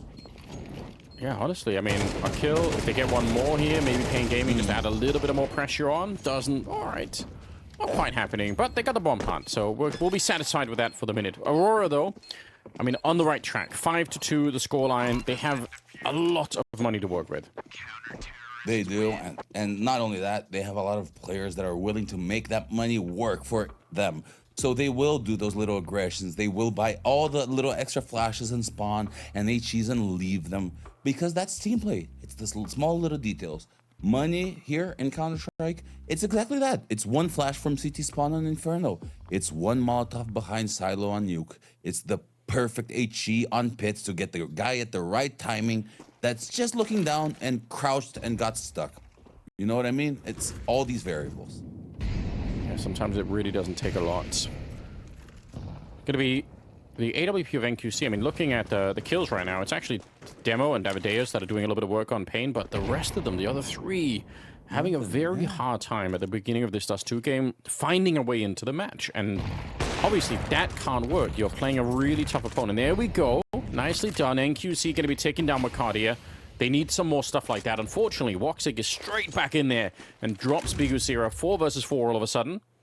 And we'll see how much paiN can react to this. I feel like, again, their calls in some of these moments when you know, it's the middle of the round here, they're just very, very slow. Yeah, it's like, if you stop and you look at the radar, the progression is so drawn out. It's so methodical to the point where it's boring for the spectator. But most of all, it's like, it's predictable to Aurora. Aurora has been having 3B, all A, defensive smokes and flashes. It does feel like paiN is being outread, outplayed. It's bigger levels. Aurora is better. Here we go. Right now. 35, yeah, they're gonna go for it right now. Zentara's in front. Yeah, it's actually burned out. I think the Molotov just absolutely, like, it spread in the last second to touch him, and then he was forced into the fight a little bit earlier. The bomb is gonna be planted as a result, but they don't know that Major is here. Oh my god, Snow! What a flick! We'll have to see that from his point of view. Sickening. For sure, Major had the advantage. That's the round. Someone check this PC. There's no way. No, oh my. That was clean. That's beautiful hedge. That's a kid at peak form right now. Damn, how do you do that? And again, he was the guy that we were asking for on Inferno the whole match. Now, they ended up winning that map, but still, not because of Snow necessarily. Might have been an attempt to jump over defuse, gonna get denied, and it's gonna be the round for paiN. They needed something like this. And, I don't know, that Snow shot there, that's just so crazy. At least from our point of view, that it looked like he was looking the wrong way. Yeah. That looked like a complete flick, interp, and everything else. You know what I mean? If there's a comment in console that he could have done that, if I were playing matchmaking and I die for that, I say it's the rate, I say it's the mouse, my mouse unplugged. Did you hear it? My internet dropped, something happened. All the excuses. Yeah, all of them above. I lagged. Just start going with the crazy routes, because like you're supposed to have that kill, what, 101 times out of 100? Yeah. He pulled a negative here. He pulled a negative. So crazy. But good job. Look at that. Look. Oh my. It's even filthier from history. Yeah, that is so quick. And honestly, the truth is, if Magic gets that kill, then Magic can just stay alive and allow the rest of his team to come and try and help with the retake. So that kill was everything. Here we go. Out on long. There is going to be a bit of a battle happening. Molotov being thrown, and there is a smoke that the T's can throw in that position, actually stop that incendiary from doing much of anything. But some teams just don't do it at all. And it's weird because I think there's about 7 or 8 different teams that I've seen in the last month or so watching demos that are really good at throwing that smoke on the T side, and it stops the CT incendiary. And then there are some teams just never do it, and as a result, they get put under a little bit of pressure when they try and make that kind of a play. Demos down and out. Long control is there for Aurora, but look at this beast play. I mean, this is potentially great, but it does mean they have to be very quick on their feet here. Ricardia getting the kill in the middle, being allowed to reset that AWP, and he's got some backup here in Jota as well. So this might be a bit of a hard push now to make work for paiN Gaming, if not impossible. Ricardia hitting shots left and right. That double up still in play, and NQC having to walk away from it. All right, op map. It's an op map. I don't think there's any doubt about it at this point. Everyone's trying to play for the ops. But I will say, I am missing a little bit more of mid. I feel like teams aren't, I'm going to say first right here, right? T side only, but mid abuse is a little bit more important on the smoke timings. paiN hasn't been able to take cats, so they haven't even been able to like truly progress to the actual big step, which is faking between cat and mid, you know? If you don't have cat, there's not much of a fake going on. So you have to have both to be able to actually filter out, the fake out, do whatever it is. So a simple map is actually complex in this case at a pro level. I think that's an important point to highlight, and it is sort of almost the basics of playing the map, right? Is getting catwalk control. It doesn't really matter what you're doing. Yeah, it's basics to perfection. That's what makes simple maps some of the most entertaining Counter-Strike, because we're seeing the most optimal routes that these players already instinctively know, and then we're seeing micro moments of pure brilliance. There's no other ways to describe it, because they're already doing the best, and then they somehow find a way to do it even better in that moment, you know? Well, let's see if they can keep on going here. biguzera, surely get it. Oh, wait a minute. That was... I mean, if he kept going, Jota, he had the kill for free, but that moment, that slight stutter where he just pauses it and it goes back the other way. And now Ricardia is actually being held here. Davideus just peeking into it and just saw him. Look, if you have the mid split, how over is this round that long ago if the smoke mid's there at any point? What? Like, it's still gonna work, and the concept is the same because he's still blocking middle, he's holding middle cross, but it's like, is it effective way? I'm gonna tuck myself into the corner, my team is coming to spawn. If I die in this corner, now we're forced to go B, we're in a stuck position, I just screwed my team. You know, like one small, is it a smoke or is it a position? 4v3 instead of round 1 earlier, you know? I would really love to see the second kill there for biguzera in the middle as well. It looked like that was a really weird position as well for him to maybe actually get it. I mean, obviously, he could have had it the whole time. Yeah, he's so smart, isn't he? Oh, come on, baby. Badger, not going to be happy. Is he actually going to try and knife him? There's no way, right? Yes. Get him. Come on. Get him. Oh, he so wants to. All right. No! Why you do this to us? No! Boo! Oh, we all wanted it. But you know what? Boo! That's a universal boo. We were all expecting that. Listen, I would have been laughing the whole way, but all right, biguzera trying to be a professional, you know? He was. It's a boo for spectator Wilton. It's a W for Captain biguzera. You know what I mean? He's right. Don't. Are you crazy? Remember the simple round against Nitro in mid? If he does that and loses, we're massacring him. So I'm putting him in the bad position by asking him to do that. Yeah, but still, you know, when you're watching the game, that's exactly what you want. Hey, I'm not him. I can put him in a bad position, like, just saying it. It's his choice to do it or not. Well, let's see. WOXIC in the middle here. All right, smoke goes up. He's going to blow it open almost immediately. Puts a little bit of pressure and draws a bit of the attention away. Snow, oh my god, he's so close to being dead, but Davideus shows up instead. The timings in this game have been crazy on Dust2. In that last round, he was in the lower dark position, and now this time it's on the catwalk. Snow going to be taking down Centaurus, and I think already they're going to be thinking about a retreat here. They just don't have a lot to work with. They don't have a lot of money in the bank either, so saving some of this might be very important, and mid is being controlled already. Yeah, mid smoke and the hold across with two. See, look at the difference. Look at the comfort this should give them while the smoke is up. Because if they overstay, it would have been bad. But look, lower, safe, NB, good CS, simple. One detail, one smoke, infinitely easier. CTs don't even try, man. Incredibly well played here from paiN Gaming, and it's off the back of some of those early rounds that were. You know, I was feeling a bit of frustration and felt like they were very slow to make any decisions. And now look at how they're playing it when they are just, you know, a couple of rounds later on. It's a lot more dynamic and they're a lot quicker to make these choices. And Aurora, I mean, they could be in some trouble right now. They don't have a lot of money. This could be a 6-6 half, which honestly is still pretty good for Aurora. But for paiN Gaming, I mean, it's possible to win. And a 6-6 at this point for Aurora might feel like bad results. Even though, like, it should be fine. Yeah. They already did, you know what I mean? But it's just the way it was done, the results that is coming. And the fact that from the outside we can see it's actually paiN playing pretty good CS, but from their point of view, it might feel like only their mistakes are showing up. That happens a lot. The overcorrection, it's all our fault and it's none their merit. Well, they're not out of the woods yet here, but some great Counter-Strike being pulled out right now by the paiN side of things. Some grenades landing out at long, just to keep the pressure on. Even if they're not going there, it's nice to just throw a couple of nades. A little flick coming out. He had opportunity now. Icardi is going to go back. He's completely fearless. He knows that NQC is back there somewhere. I kind of respect it, honestly. And they will actually control the B-bomb side anyway. If he hits that flick, they just go for B right away. True that. But also, now there's the 3-man stack on B. So I think Molly from close, op shot from long, you know, too. If there's a smoke in mid, like a little bit fresher, that signals the 2 and 2 at least, you know? So paiN may have had a tell there to whether they should have gone or not.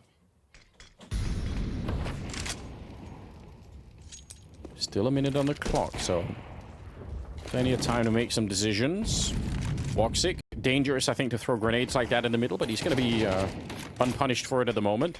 Double smoke, one to CT spawn and one towards that B bomb side. He creates this funnel that they're trying to walk in, but WOXIC is just meeting them right there, not afraid to go into it. Davideus is on the other side, but he's being heard. WOXIC is on the other side waiting for him, but he knows what a play coming out, and they blew up Arcadia, so now just Jota.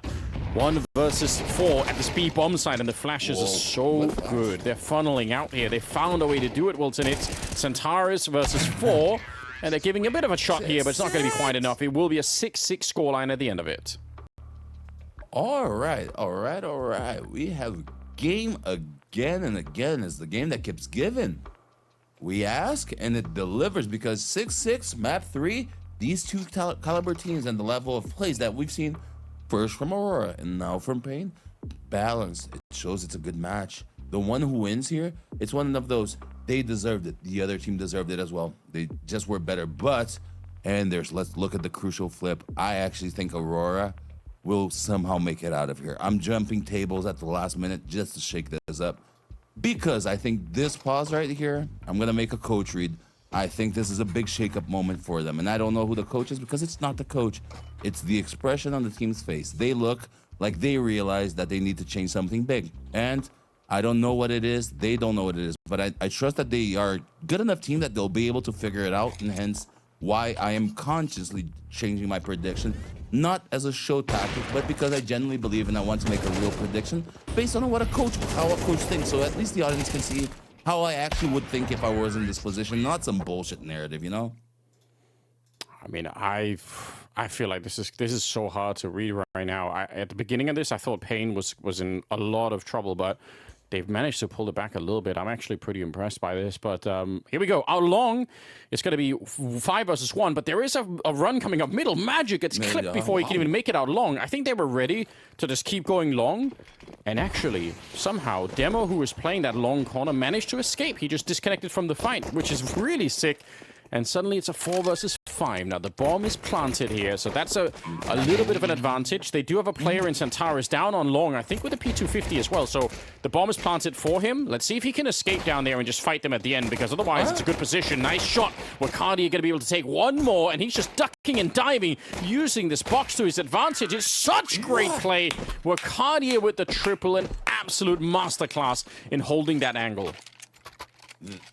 Beautiful. The claps say it all. That Wakardia, that was sick, bro. That was sick. There's no other way I can put it. So good job.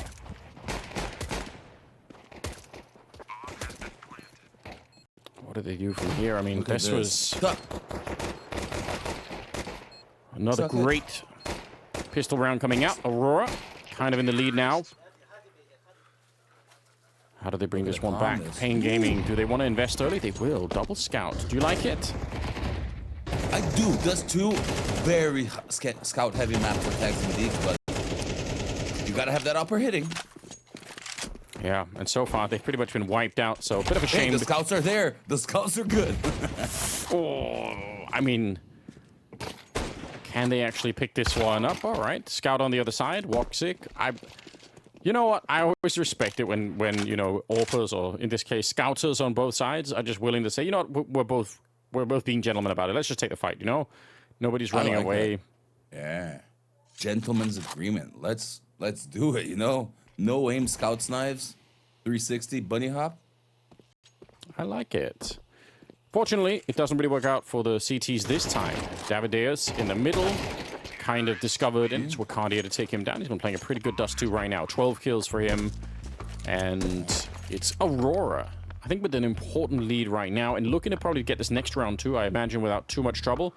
So in general, just I like everything is shaping up for them here. It's going to be an 8-6 scoreline, probably, or very likely a 9-6 as well.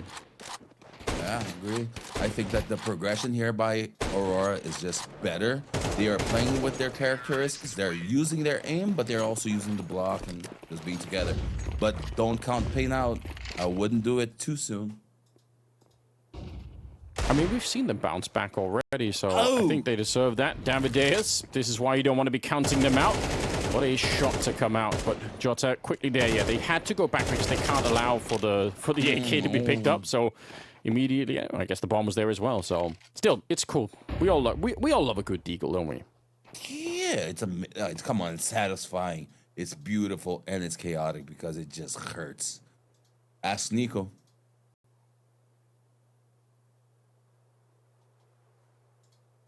Still so much time in this round here. They've pretty much got everything under control, so no more surprises. Well, there's that 9th round that we were talking about a little bit earlier.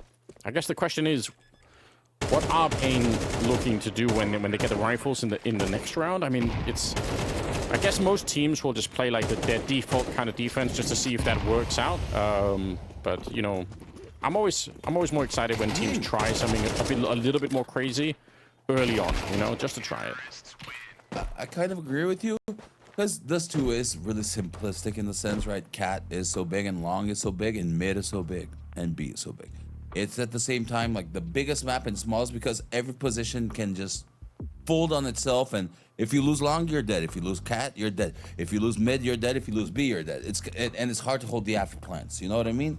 So for paiN right here, I think that they actually have to play exactly what you're saying, go full unorthodox, but instead of that, fight mid, fight cat, push lower, push upper tunnels, get weird. Well, so far it is pretty standard stuff that we're seeing. Sort of 3 long early on. We've got 1 mid, 1 B. So nothing too adventurous coming out from the paiN side of things. Which honestly, again, is a little bit what I expect, because I feel like most teams just like to stick with the sort of default philosophy to see if it can work, you know, if their early defense works. I do like this kind of a little bit of a switch here with Davideus and biguzera. I look almost like they wanted to try and find some fight in the middle, which I would have made me very happy. Unfortunately, it'll go the other way. It's Davideus going down, Woxic, just as the smoke was fading there, able to take him down. biguzera trying to body block this one, which you definitely can do, but it's not going to be too successful. You'll still have to fall back towards CT spawn. And about 55 seconds left. It might be up to Young Snow over at the B-bomb side to try and do everything here. Oh, man. A lot of responsibility on the kid's hand. Yeah, 2 or 3 on his own. Needed. Just trying to see if he can get it done. He actually will get the first one. A little bit of damage onto Santaris. There is a play into upper dark, but Jota is already hearing it. He knows biguzera is coming. It doesn't make a difference. biguzera, how do you win that fight? The play was actually... He was telegraphed for that audio quite a bit. Bomb still planted. And Madra and Centaurus, I mean, it's not a bad couple of players to have left in this kind of a clutch. We'll see paiN Gaming regrouping. So they're going to go back, all of them through middle. They've got a couple of flashes, even a smoke there, so there is a chance, but they are going to have to be really deadly accurate. This is not an easy retake. B-bomb site, we all know how hard it is. Nice jump through. That's the first step. I think that is the genius part. It's biguzera with a quad kill, and it's paiN Gaming to just barely win the round. Barely win, but actually at the same time, do just enough correct things, because small round, small plays, but they just flowed well. In, die, trade. In, die, trade. No, a self-correcting loop in itself where it's like, okay, we got the number advantage. If we just don't mess up too badly, we win. And this is their don't mess up too badly protocol. Trade it out. And yell.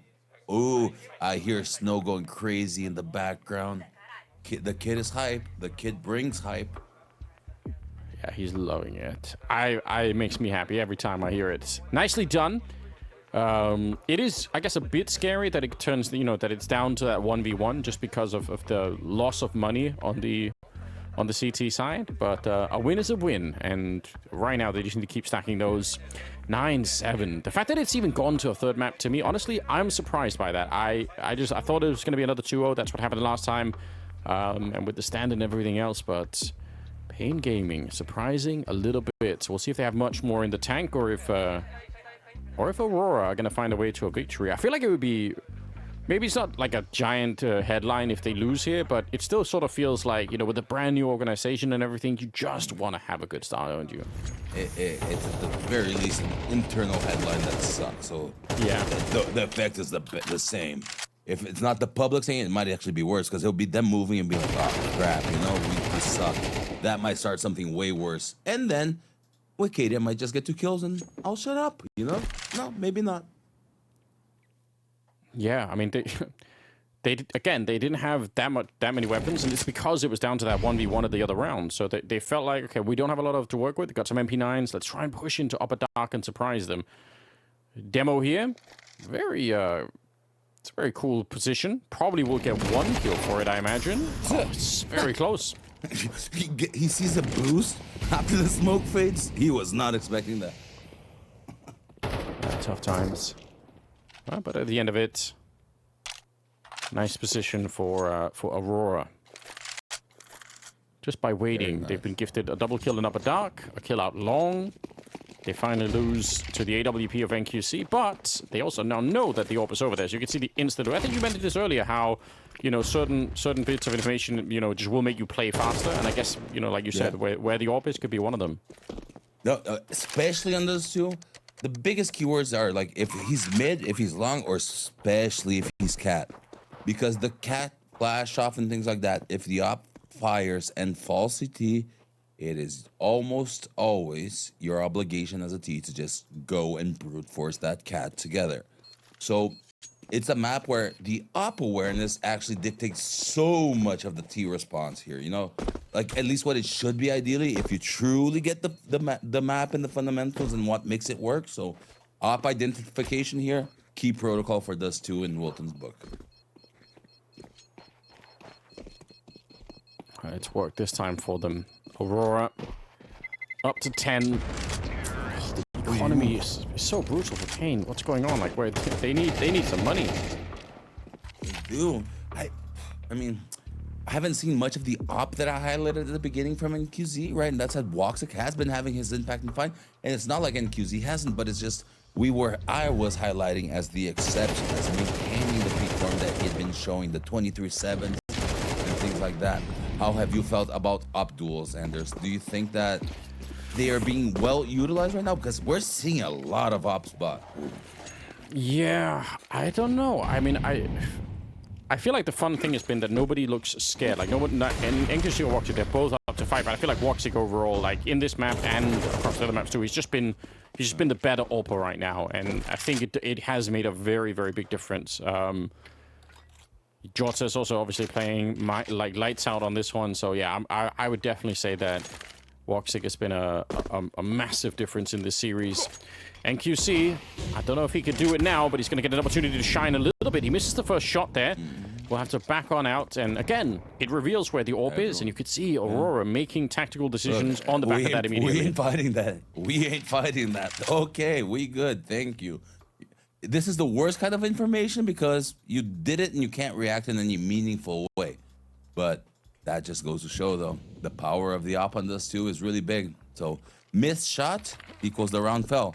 Bad positioning equal the round fell. Look how crazy Dust2 is. We've been playing this game for 20 years and no one has been able to identify something so simple publicly, right? I'm sure all the great IGLs have, but while we don't say that to the public, who's gonna come and do better? And QZ gets a kill 4v3. Sorry, Anders, keep going. Yeah, he's gonna be able to pick this one up. Might be still a chance here, but Wacardia trying to bring it back. We've got 30 seconds left, and they are up the middle here. Can they find that one player? It's Snow who's inside of the B bomb site, but the flank is in. biguzera with the explosion and the AK to follow it up. Magic gets downed, and it's just on Wacardia here, and he should not have much of a chance. The slowdown is there. The incendiary, he can't really run through it. Oh, yeah, every advantage gone. 10 seconds left here. He's going to get that one, but he has to get the kill. He can't actually run to the site, and Davideus knows it. He's never going to be facing this one. It's just not worth it. I love the idea. The jump up as well. Wacardia, he knew how he had to win, and if he would have been a legend, but it's not going to happen. The timer didn't hit 0, did it, Andrew? Because it was very close right there on the jump. Maybe there was like, you know, like 1/100th of a second or something that he could have done it, but it's that's close. what my intuition is telling me. I think we stayed on the side where Aurora was lucky, because if it flips and that goes a negative kill, it is. Look, no, Zantera is 50. We good. No, everyone stayed fine. Damn. All right. Ooh, just the possibility freaked Wilton out for Aurora, because I want this game to go to the end in very like strong ways, you know? It's starting to hype up. Map 3, 10-8. Pressure is high. Teams are playing good. Anders is getting hyped. Wilton is getting hyped. And I think the crowd is getting hyped watching this. I mean, this is... I think it's... For me, it's how unexpected this is. I really didn't see paiN being able to put up this much of a fight. But here we are.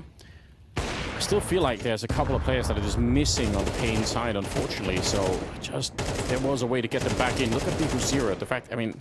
That's a round-saving play right there. That huge flank, very nearly a double for him. Now we've got auto shotguns in lower dark. Davideus instantly exploding Centaurus. Yeah, just calls his number, and now we'll see. Escape is in there. He steals the AK. What a play.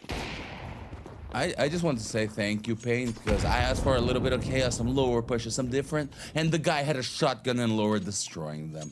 Thank you for putting up entertaining CS and good CS at the same time, because the shotgun is entertaining, and guess what? It's cheap, it's novel. You catch them off guard. No one uses it. We're stuck in old habits.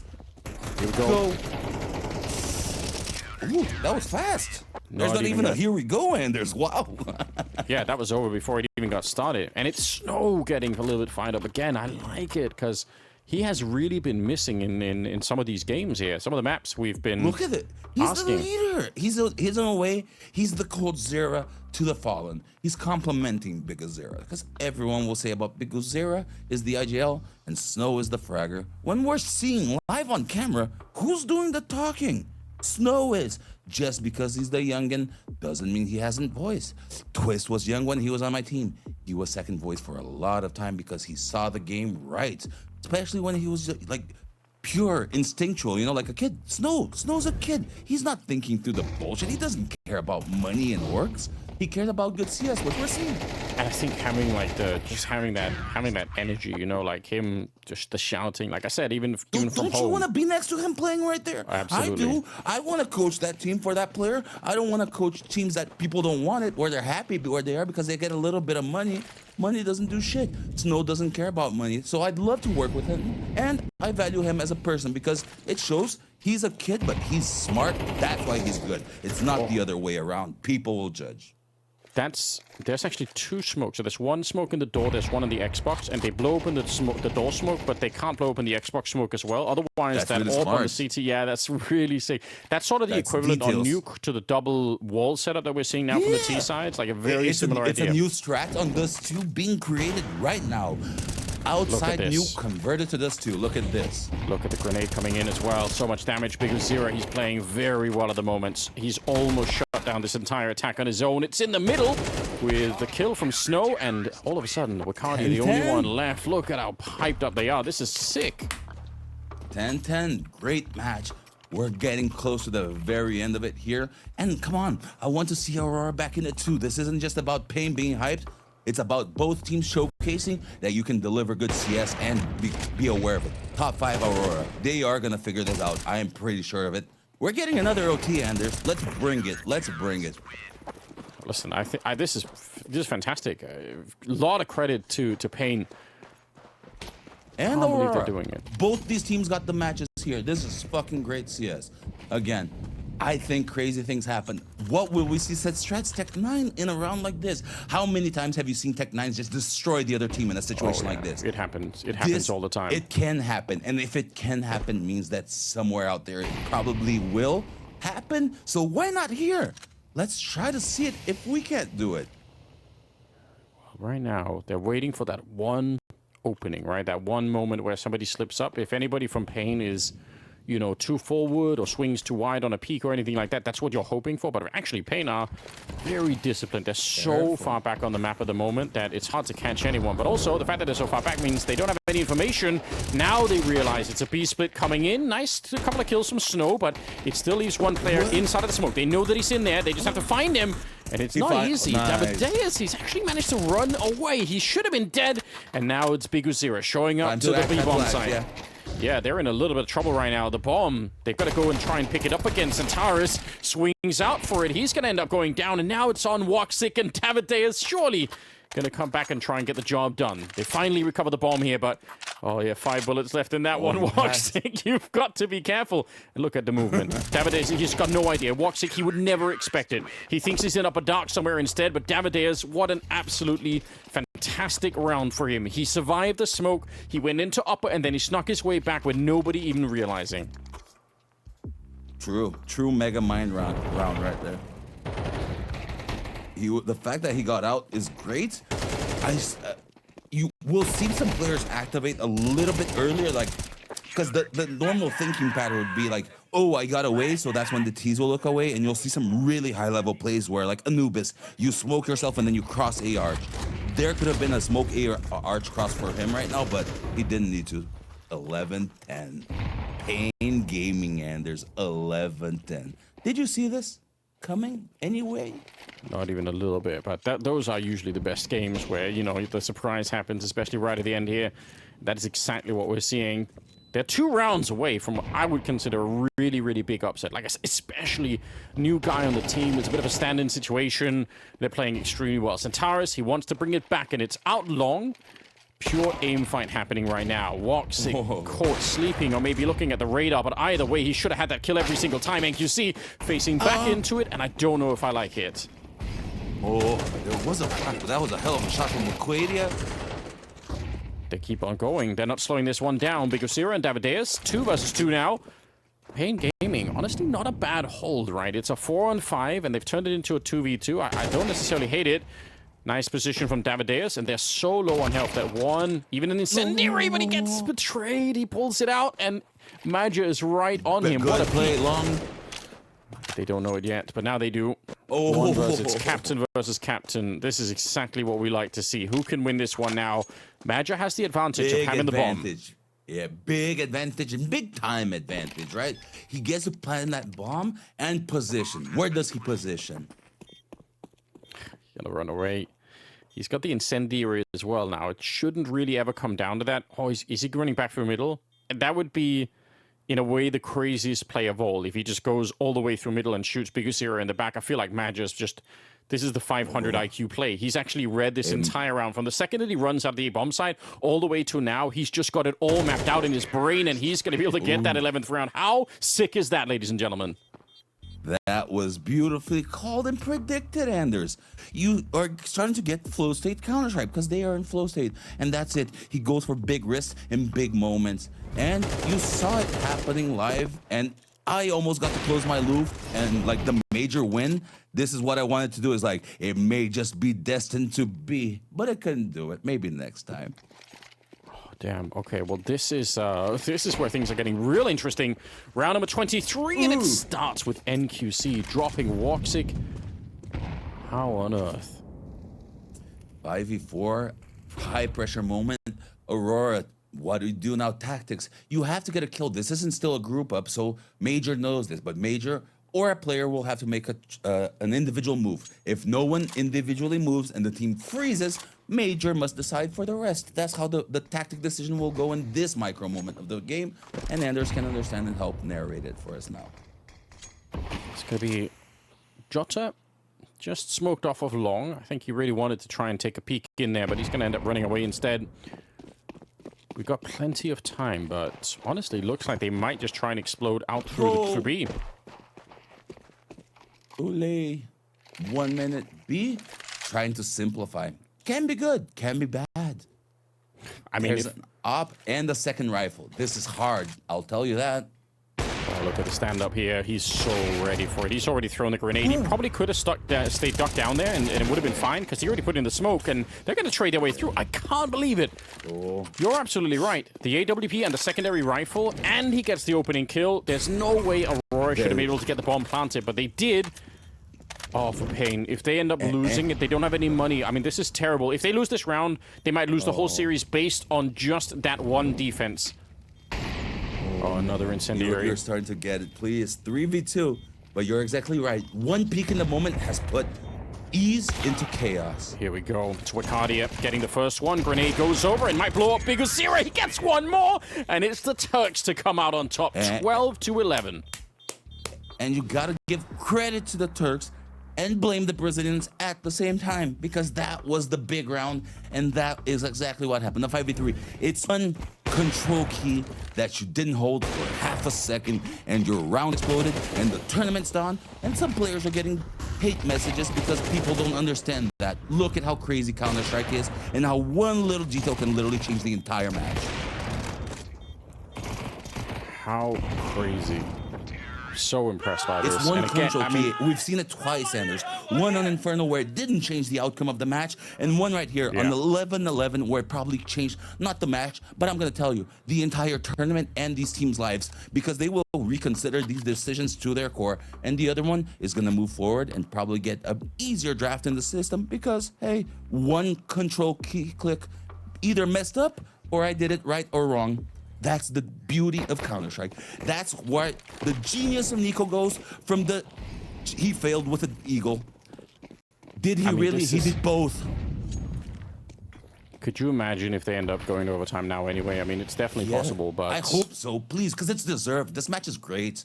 I want to see it. It's pistols. We've seen crazier. Come on, bring it. I respect Aurora for really slowing down this round. They must know how dreadful it would be to play overtime at this stage, so don't run anything mad, using the utility to get some of that catwalk control, but you could see on the other side, I mean, there is a potential double push with the MP9s, so one little mistake, one moment where you slip up and you're not looking, they're going to be boosting over. Look at the they might get the kill, they will. Jota goes down. What a nice play. Smart, not enough guns, and get away, but this still is hard.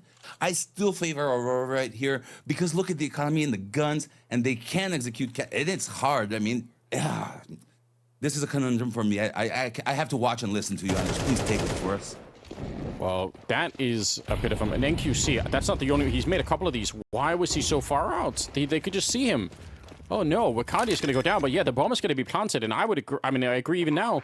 This is now an advantage for Aurora. Bomb planted, 4 versus 3. A little bit of peppering there to shut down Centaurus and puts him a little bit low on health. But again, the problem is they don't have a lot of grenades. They don't have the kit either. They're under a lot of time pressure. Woxic holding the angle.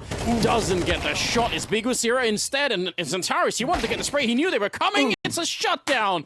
And we do get the overtime. What a retake and what a mad round. We get the match that we asked for.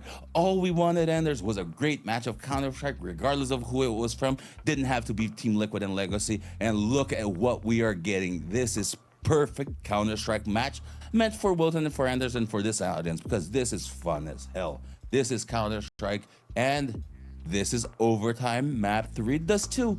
The simplest map in the pool. Gigantic emotions that you never felt before. So interesting. It's some of the unlikely rounds here, but I mean, at the same time, Aurora shouldn't have been winning the previous one where they were pushing into NQC. Yeah.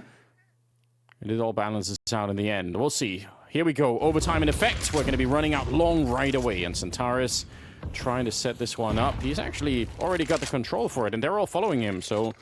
Always one of the fun things I think about this map is that even though it seems a bit counterintuitive that you're stuck out long with the entire team, so there are no, like paiN, they're gonna know that it's probably all 5 long. They might think there's somebody lower dark, but more or less they know. And still, it's not actually a bad play to have this many people at long. It still works out for the T side a lot of the time. Oh my god, the break isn't... Oh, double smoke again? Or... Oh, I don't think so. I think it was just a bit shallow, but that might be something that people start doing. Here we go. They try to get the boost on the one side. Now they're trying to get a boost again. Oh my god! He was jumping what are you doing? Hitting headshots is exactly what he's doing. Slaughtering paiN Gaming in this round. Demo's going to be going down, but Centaurus, we're going to have to see a replay from his point of view. He is called the Terminator for a reason. What was that, Anders? I don't even know. The first kill is good. The jump shot is ridiculous. How does he get a third? How? We're going to have to see the replay to find out. I really, truly don't know, but I feel like we said that a couple of times already.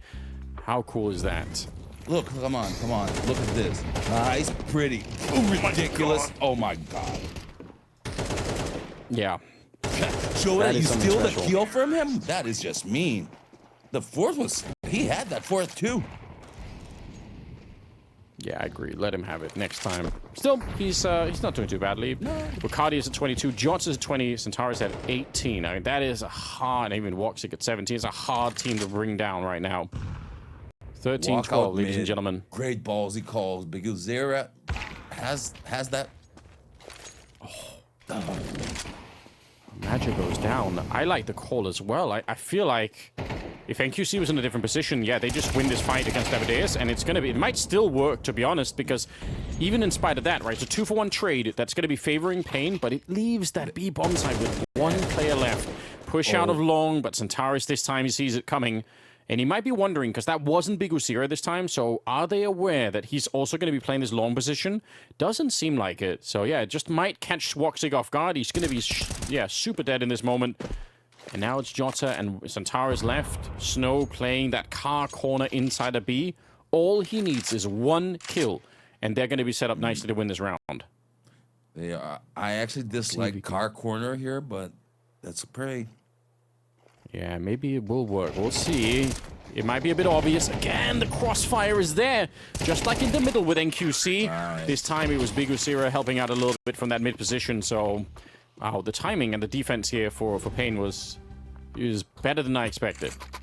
Same, because I'm critiquing in real time, but I'm like, I would have preferred that he's like big box on altar so that he can get information early, right? Car position is probably the strongest side position on D.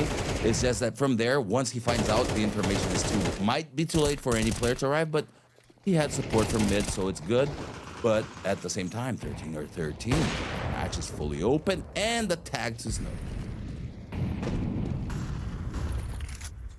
Here we go. We're not giving up on the map so easily. We wanted some good Counter-Strike. We wanted some close games today, even in spite of the fact that, again, the forecast kind of maybe suggesting that it was going to be a bit more one-sided, but these are the best times to be wrong, really. 13-13. It's always the best time to be wrong. You were right. Exactly. Third round, the first half of overtime, and... All right. Bit of a bold play, potentially, to swing catwalk like that, but normally you see teams throw a lot of Molotovs to really push back any CTs that are there. They're going to have this control, but... I mean, this could still go any which way, right? This could still be a B split, just kind of disguised as a catwalk hit. We don't know yet. Yeah, I mean, it could, but the fact that no one is out mid into that cubby or doing something like that might indicate cat, but look how solid now paiN is, like, in their decision. They don't care about mid. It's one dedicated long, two dedicated cat, two dedicated B, and just a simple jump spot from, like, I think it's Snow. That's it. So. Okay, well, here we go. Let's see how this one plays out. The smokes are up. Good Molotovs, incendiary. Wow, it bounces right into... Oh, he's burning alive from 100 to 0. He was flashed the whole way through. That is an insane grenade, but you know what? It's not over yet. There's only 10 seconds left here. The bomb is not planted. It's out in the open. There might be a bit of a lineup, and it's the stand-in. It's Demo with a kill, and that's the round done. Over with. They got everything they wanted here, Aurora. They just never got to plant the bomb. Straight up, went out there. Good positioning. I don't think I didn't see anything crazy special this round, which is, considering the match, about time expected, because we've seen so much crazy rounds, pistols, kills, that a little bit of normal actually feels about right now. But paiN is in a good position. Aurora, man. Pressure's building. Are you the top 5 team that falls right now? Considering everything that has gone on this tournament, considering the MongolZ, the liquids, and everything down, this is about to get really interesting. I truly can't believe it. They had the setup for it. They had the right call. They got the kill on biguzera with a Molotov and a flashbang, and then they just couldn't push past that point. Shocking scenes. 14-13, paiN Gaming with a 1-round lead. Centaurus, deep jump there. He's just going to be able to spot them out. The grenade doesn't really do that much, but at least he knows that they're in the middle. And the incendiary will actually push them back. So, not bad. They've also got the kill on Demo to begin with. And it's 4 versus 5 here. So, Aurora, I feel like getting the first round here, the second half of overtime, is going to be... I'd say that's pretty important. They've also invested into the double orb, which is potentially scary. It means they actually can run out of money here. Oh, wow. Yeah, I mean... One of those ops is outside B, and it's not Woxic, right? It's Wicadia. I think he's proven this match already that he's a capable opper, but capable and native are different things. Yeah, that's absolutely true. We'll see if he can be able to stand up to the test. He's got Jota there as well. I think the two of them are a really scary team to be up against. Oh, the jump up over is there. Nice shot onto Snow. That's the first one. Look at the flick. He's actually so lightning fast. Okay, yeah. I'll shut it down. Well, we weren't doubting. We're just questioning a little bit. Oh, yeah. I'm not doubting. I'm just questioning. I'm just saying he might be built different. He might be that guy. So well played. Okay, I think that goes such a long way. Again, starting to get a bit worried for them, but now they've tied up the game once again. And the double up play really coming into it here. Oh, Wicadia. Yeah, that was actually true.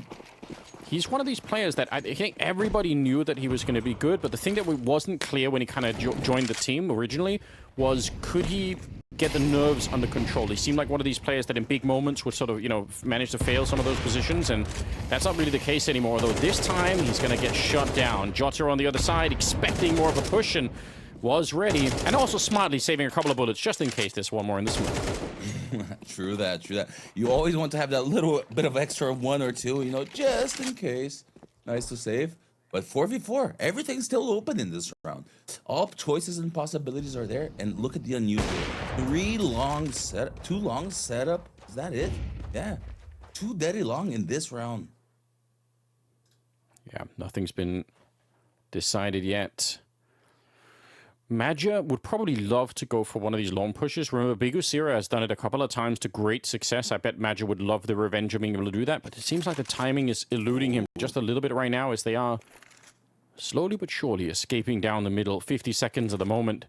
Davideus, he's checking for it. This could all come down to whether or not Jota can essentially win this fight on his own. Now, you see Magic is pushing out of that long position, but I think it might still be down to Jota, even if he gets this kill here on Davideus, which could definitely happen. Oh, instead he runs, Magic. Did he see it? They know. I think he might have seen it. 30 seconds. Let's see what Jota could do. One man with an AK and everything against him. It's going to be the jump on over. biguzera blows him up. With the bomb planted as well, this should be paiN Gaming every single time. Yeah, I mean, 3v2, not gonna call it early, but this has to be one of the hardest bomb sites of all time to retake. Very well known, but is. You gotta try. Yeah, they do have a lot of utility. That's maybe the one thing for Aurora. They actually have a fair few grenades. Not gonna make any difference whatsoever. biguzera with a couple of good kills. Triple overall in the round. NQC is loving life at the moment.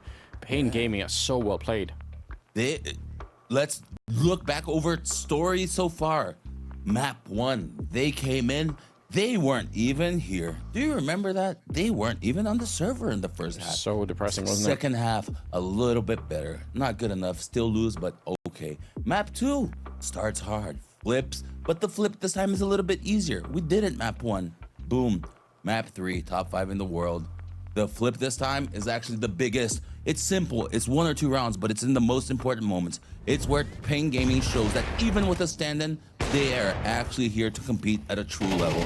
They show that they are good, regardless of the win or loss. It's just the story that built itself and showed it wasn't forced, it wasn't narrative.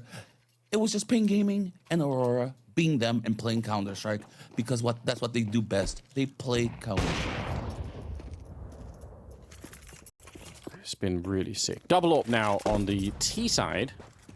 paiN Gaming, 1 round away. There's double up on the CT side as well, I suppose. So that's a lot of scopes being thrown into this round.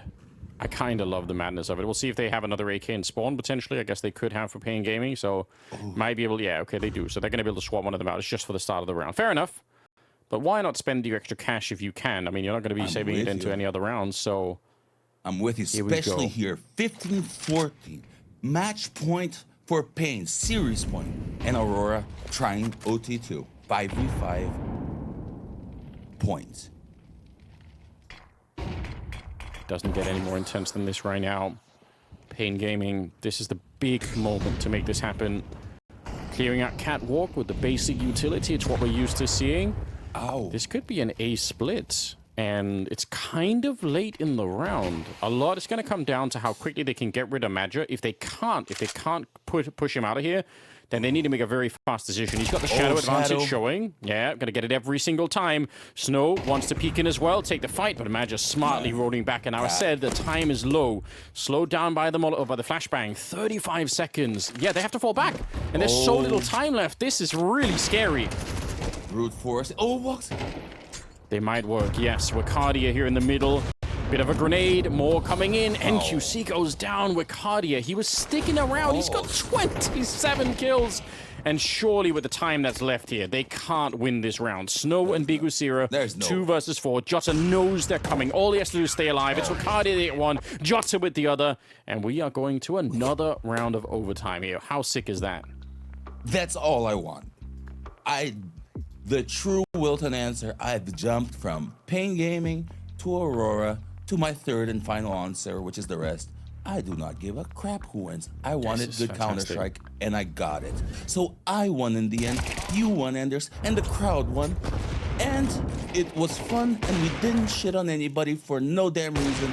We just had fun and talked. Yes, how different is this, huh? I mean, when you get this kind of Counter-Strike, it's hard not to just sit back and just enjoy it. Yeah. And it started off, like you said, a bit of a different way, you know. We didn't have this kind of a beginning, but here we are. Here we now are. The boost didn't quite work out. It's a nice idea. But Aurora not quite getting their way at the beginning of this one. 15-15, first to 19. Very frozen.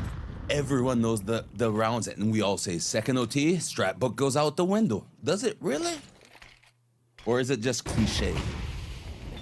Well, that's a big question right now. I mean, it definitely puts a lot more pressure on, doesn't it? Like, there's a lot more to remember, but we'll see if they have something left. I do like this fast play in Molotov. I mean, last time it killed biguzera when they were on the other side. Now it's Centaurus getting pushed in to NQC's AWP. Bit of a trade coming in, and a refrag here for Madja, trying to see if he can reclaim the round for himself, but the bomb's already planted, and that smoke is making it very hard to find anybody. Demo's out on long. The position, it could not have been better, and he doesn't repeak it. Oh, it's so smart.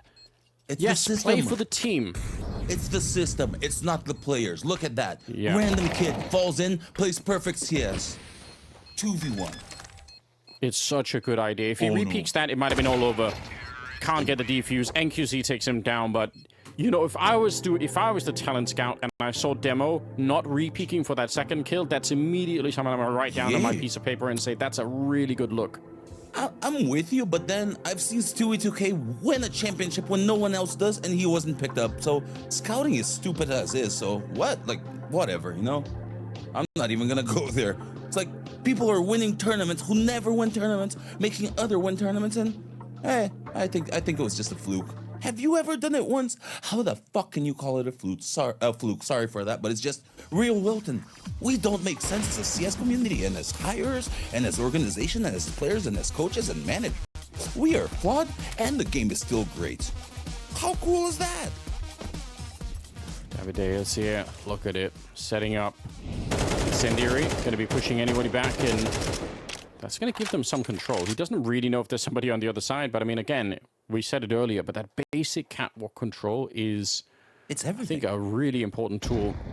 It's everything and it's nothing, right? But you need it. You see it. So you know the intention. And there's now for mid. How will they do it for us? They're waiting for that. They're hoping for a mistake from Aurora right now. They love somebody to peek, and maybe it's going to be when that smoke is gone. NQC not going to be challenged almost immediately, so smoke up in the middle. It is going to be the B split here. biguzera playing a big role in challenging them. Bacardi has gone down. They're going to get Jota as well. Wow, okay. That's Snow with a double entry. That's the round one. And the middle block perfectly by biguzera, just the captain. His role, smoke mid, block the choke point, make it easy for the B guys. Didn't even appear in the round. Gigantic importance. And he was calling the strats too, right? So even deeper layer, but we'll keep it as it is for now. So huge. Yeah, that's a kind of textbook round, you know? It was a simple. So our idiom that in second overtime strats go out the window, no. It's actually clear. We simplify them. We don't need the complexity. We just want something simple because we think we finally get it. We've been playing this round for 30 games, for this map for 30 games, so that's how it works. So well done. Okay. Ooh, walks it. Nice shot. See, look, even the team still at full power. This match is not over. Turkey fans, Aurora fans, Old Eternal Fire fans, they need your help right now because things are getting rough. And it's not because they aren't good. It's because the situation and paiN is stepping up to the occasion because Eternal Fire, or Aurora in this case, is making paiN Gaming step up to this because Aurora is so good that it makes paiN have to be this good to compete or they don't have a chance. Enemies propel each other. They don't put them down. And at the same time, you're still competing. So screw that. Let's go paiN and let's go Aurora, right? The fans have to want to see their teams win. It's not about everyone win. Like, it's competition. Someone has to win. Look at the coaches. What's going through their minds right now? How do you solve 3 hours of matches in 2 rounds? It's so much pressure. It's so much pressure, yet you have to do it. It's your obligation. You don't have a choice. It's set in freeze time. You have to do it. I mean, right now, it could easily come down to you know, the right coach having the right call here and just, you know, having a little bit of insight into it. 15 to 17. It's a 2-round gap. And paiN Gaming, they are dangerously close. And look at, again, it's so early on. They go right into it, walking out middle. There's nothing being thrown. No real warning here. And catching Mercadia. He is the top performer right now for Aurora. They've just killed him in the B bomb site. Huge play from biguzera. Again, he's not just the captain of the team. He is such a force inside of the server. It's Jota now with just an MP9 to try and hold it on his own. If they go right now, and they will, flash on over, they should be able to get the kill on him here. It's feel the pressure. Snow goes down in the middle. The MP9, he's going to be run out of bullets. And still, the double kill is everything. I can't believe it. That should have been it. That should have been paiN winning it easily. And somehow the MP9 stops everything. That is insane, Anders. That is, out of every round in this match, position-wise, the one that they were probably most likely to win. MP9 in the smoke, they blew it up. They still lose. I don't know what happened in mid, but 2 big plays happened. I promise you that. They were not supposed to win that. They did. We still have a match. If this ends up going the way of Aurora, I mean, listen, obviously there's going to be a bunch of rounds that we're going to be able to look back to, but that one is the more fresh one in our minds. Yeah. We're going to be talking about that and thinking about, you know, how much could have been different if they actually would have succeeded. That should have never, ever, ever worked out. You're right. Like it shouldn't. And unfortunately for them, like for every player, those are the ones that will be on our mind, like as casters. So because we are creating the narrative at the right time, but it's the one that the game showed us. It wasn't pre-scripted, right? So I think even then it's easier for them to learn. But they're still in the middle of this game. 5v5. Keep going. Snow. He's got a flashbang already primed. biguzera with another grenade. Like they're just waiting right now. paiN Gaming. They're not doing anything aggressive. They've had some rounds, and I really respect paiN for how they've been playing the CT side, right? Because biguzera has been pushing long, and even doing it a couple of times, it'll make Aurora doubt for a lot of the rest of the map. Yeah. You know, how much can they trust that they're not going to get shot in the back? They have to worry about that push all the time, so it's going to seed a little bit of doubt there. paiN Gaming, 2 rounds away. biguzera up here. Can he body block it so that it doesn't actually spread? He can, and that means he might have a bit of a chance to maybe play around it. Not as much as he would like to. They're going to go for it. They're not going to slow this one down. All of them out the middle. One player in upper dark. It's Snow to get the first kill. He's got 9 bullets left, but Davideus is already dead behind him. Snow, he's got 3 bullets left. USP's come out instead. He's done a great job staying alive up until that point, but it's still not enough. The bomb is going to go down. 3v3. Super hard, but doable for paiN. It is rushing in, though, a little bit early, perhaps. biguzera gets a bullet to the face, and now it's just the incendiary here. I could understand Demo. He really wants to punish that, but he's not going to be able to. And NQC on the other side, and nobody really showing themselves to him either. And as soon as they know that he's here with the AWP, I mean, they're gonna be able to hide from him pretty much forever. So another chance, instantly shut down. Aurora, very, very nicely done. And I mean, in spite of Snow, I think great defense put up from the young player, but it wasn't enough. No, it wasn't enough, and not only that, perfection from Aurora on a tactical, like, triad sense. The trio that stayed alive, bomb planted, I'm gonna call it like the triple default box, 1 altar, 1 left side bar. They're all playing off of each other instantly after the bomb is planted. Yes, again, simple map, small details. They knew what to do. A lot of teams don't. To me, they are great, Team Aurora. And 17-17, again, best match ever, Anders. Well, we might even get triple overtime at this stage, because this game just, it won't quit. Davideus on the other side and biguzera. I mean, this is pretty much the full experience. Everybody's showing up.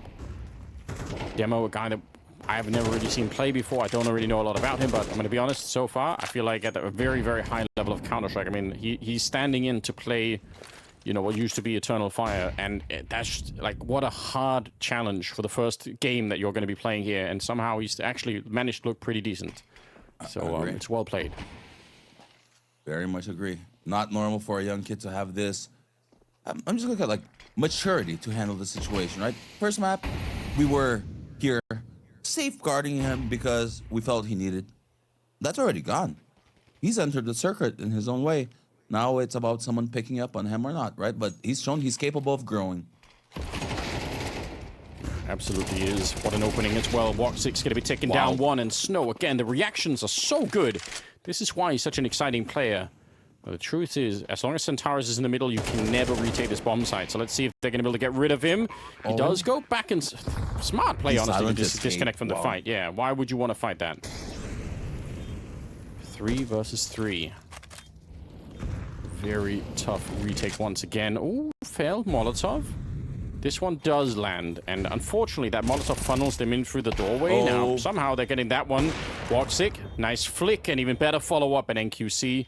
He should never be challenged here. There's never going to be a chance here where he's going to have an easy fight. Centaurus, I don't even know. I feel like he just ran into the corner to get the headshot. I'd love to see that from his point of view. But regardless, it's a very, very good round once again from Walksick, and it's, again, Aurora close now to winning the whole series. I gotta say, great round from Aurora. Match, map, series point, and I come back to something you said, Anders. If paiN lose this, the NQZ Alter round is gonna haunt the living hell out of him. But I mean, when you've got overtime and 3 maps, right? There's always going to be a lot of rounds. It's not the fault. It's the round that's probably going to change him most of it in his career if he approaches it the right way. It's the Nico Deagle round from heaven. It's the really bad hurts that actually make you grow. Because if it didn't mean anything, you don't learn anything from it. And if it really hurts, it sucks for a little bit. But NQZ becomes a better player always. So the hurt's kind of good once you think about it like that. You stop giving a shit. Well, let's see if they're going to be able to actually get this one over the line, right? Aurora, they just need one more round, and it starts off very nicely. He's so good. Yeah, and you know what? I think to get them into overtime, they lost that fight in the middle, right? I think it was Walksick going down. So a little bit of a different space. It's Snow back again with the MP9, but this time he stopped at the 1. Can't get the multi-kill out with Cardia. Not bad for the spray, but not good enough to get the kill either. Deep grenade, and it's going to be NQC. He was trying to get through. biguzera. Can he save the team? It's a 1 versus 3. He's tried before, but this time it might be too much. Through the smoke, he very nearly gets a bit of a dink there on Jota, who's now waiting for Walksick to show up. It might be down to just one more bullet here. As biguzera has exited the bomb site, they've got plenty of time. He's going to take a bit of a peek inside. He knows where one of them is, but it's Jota to take him down. And in double overtime, it's Aurora to walk away with a victory. What a match! And the lack of reactions from Aurora is surprising. But a hell of a match. paiN Gaming, phenomenal. Demo,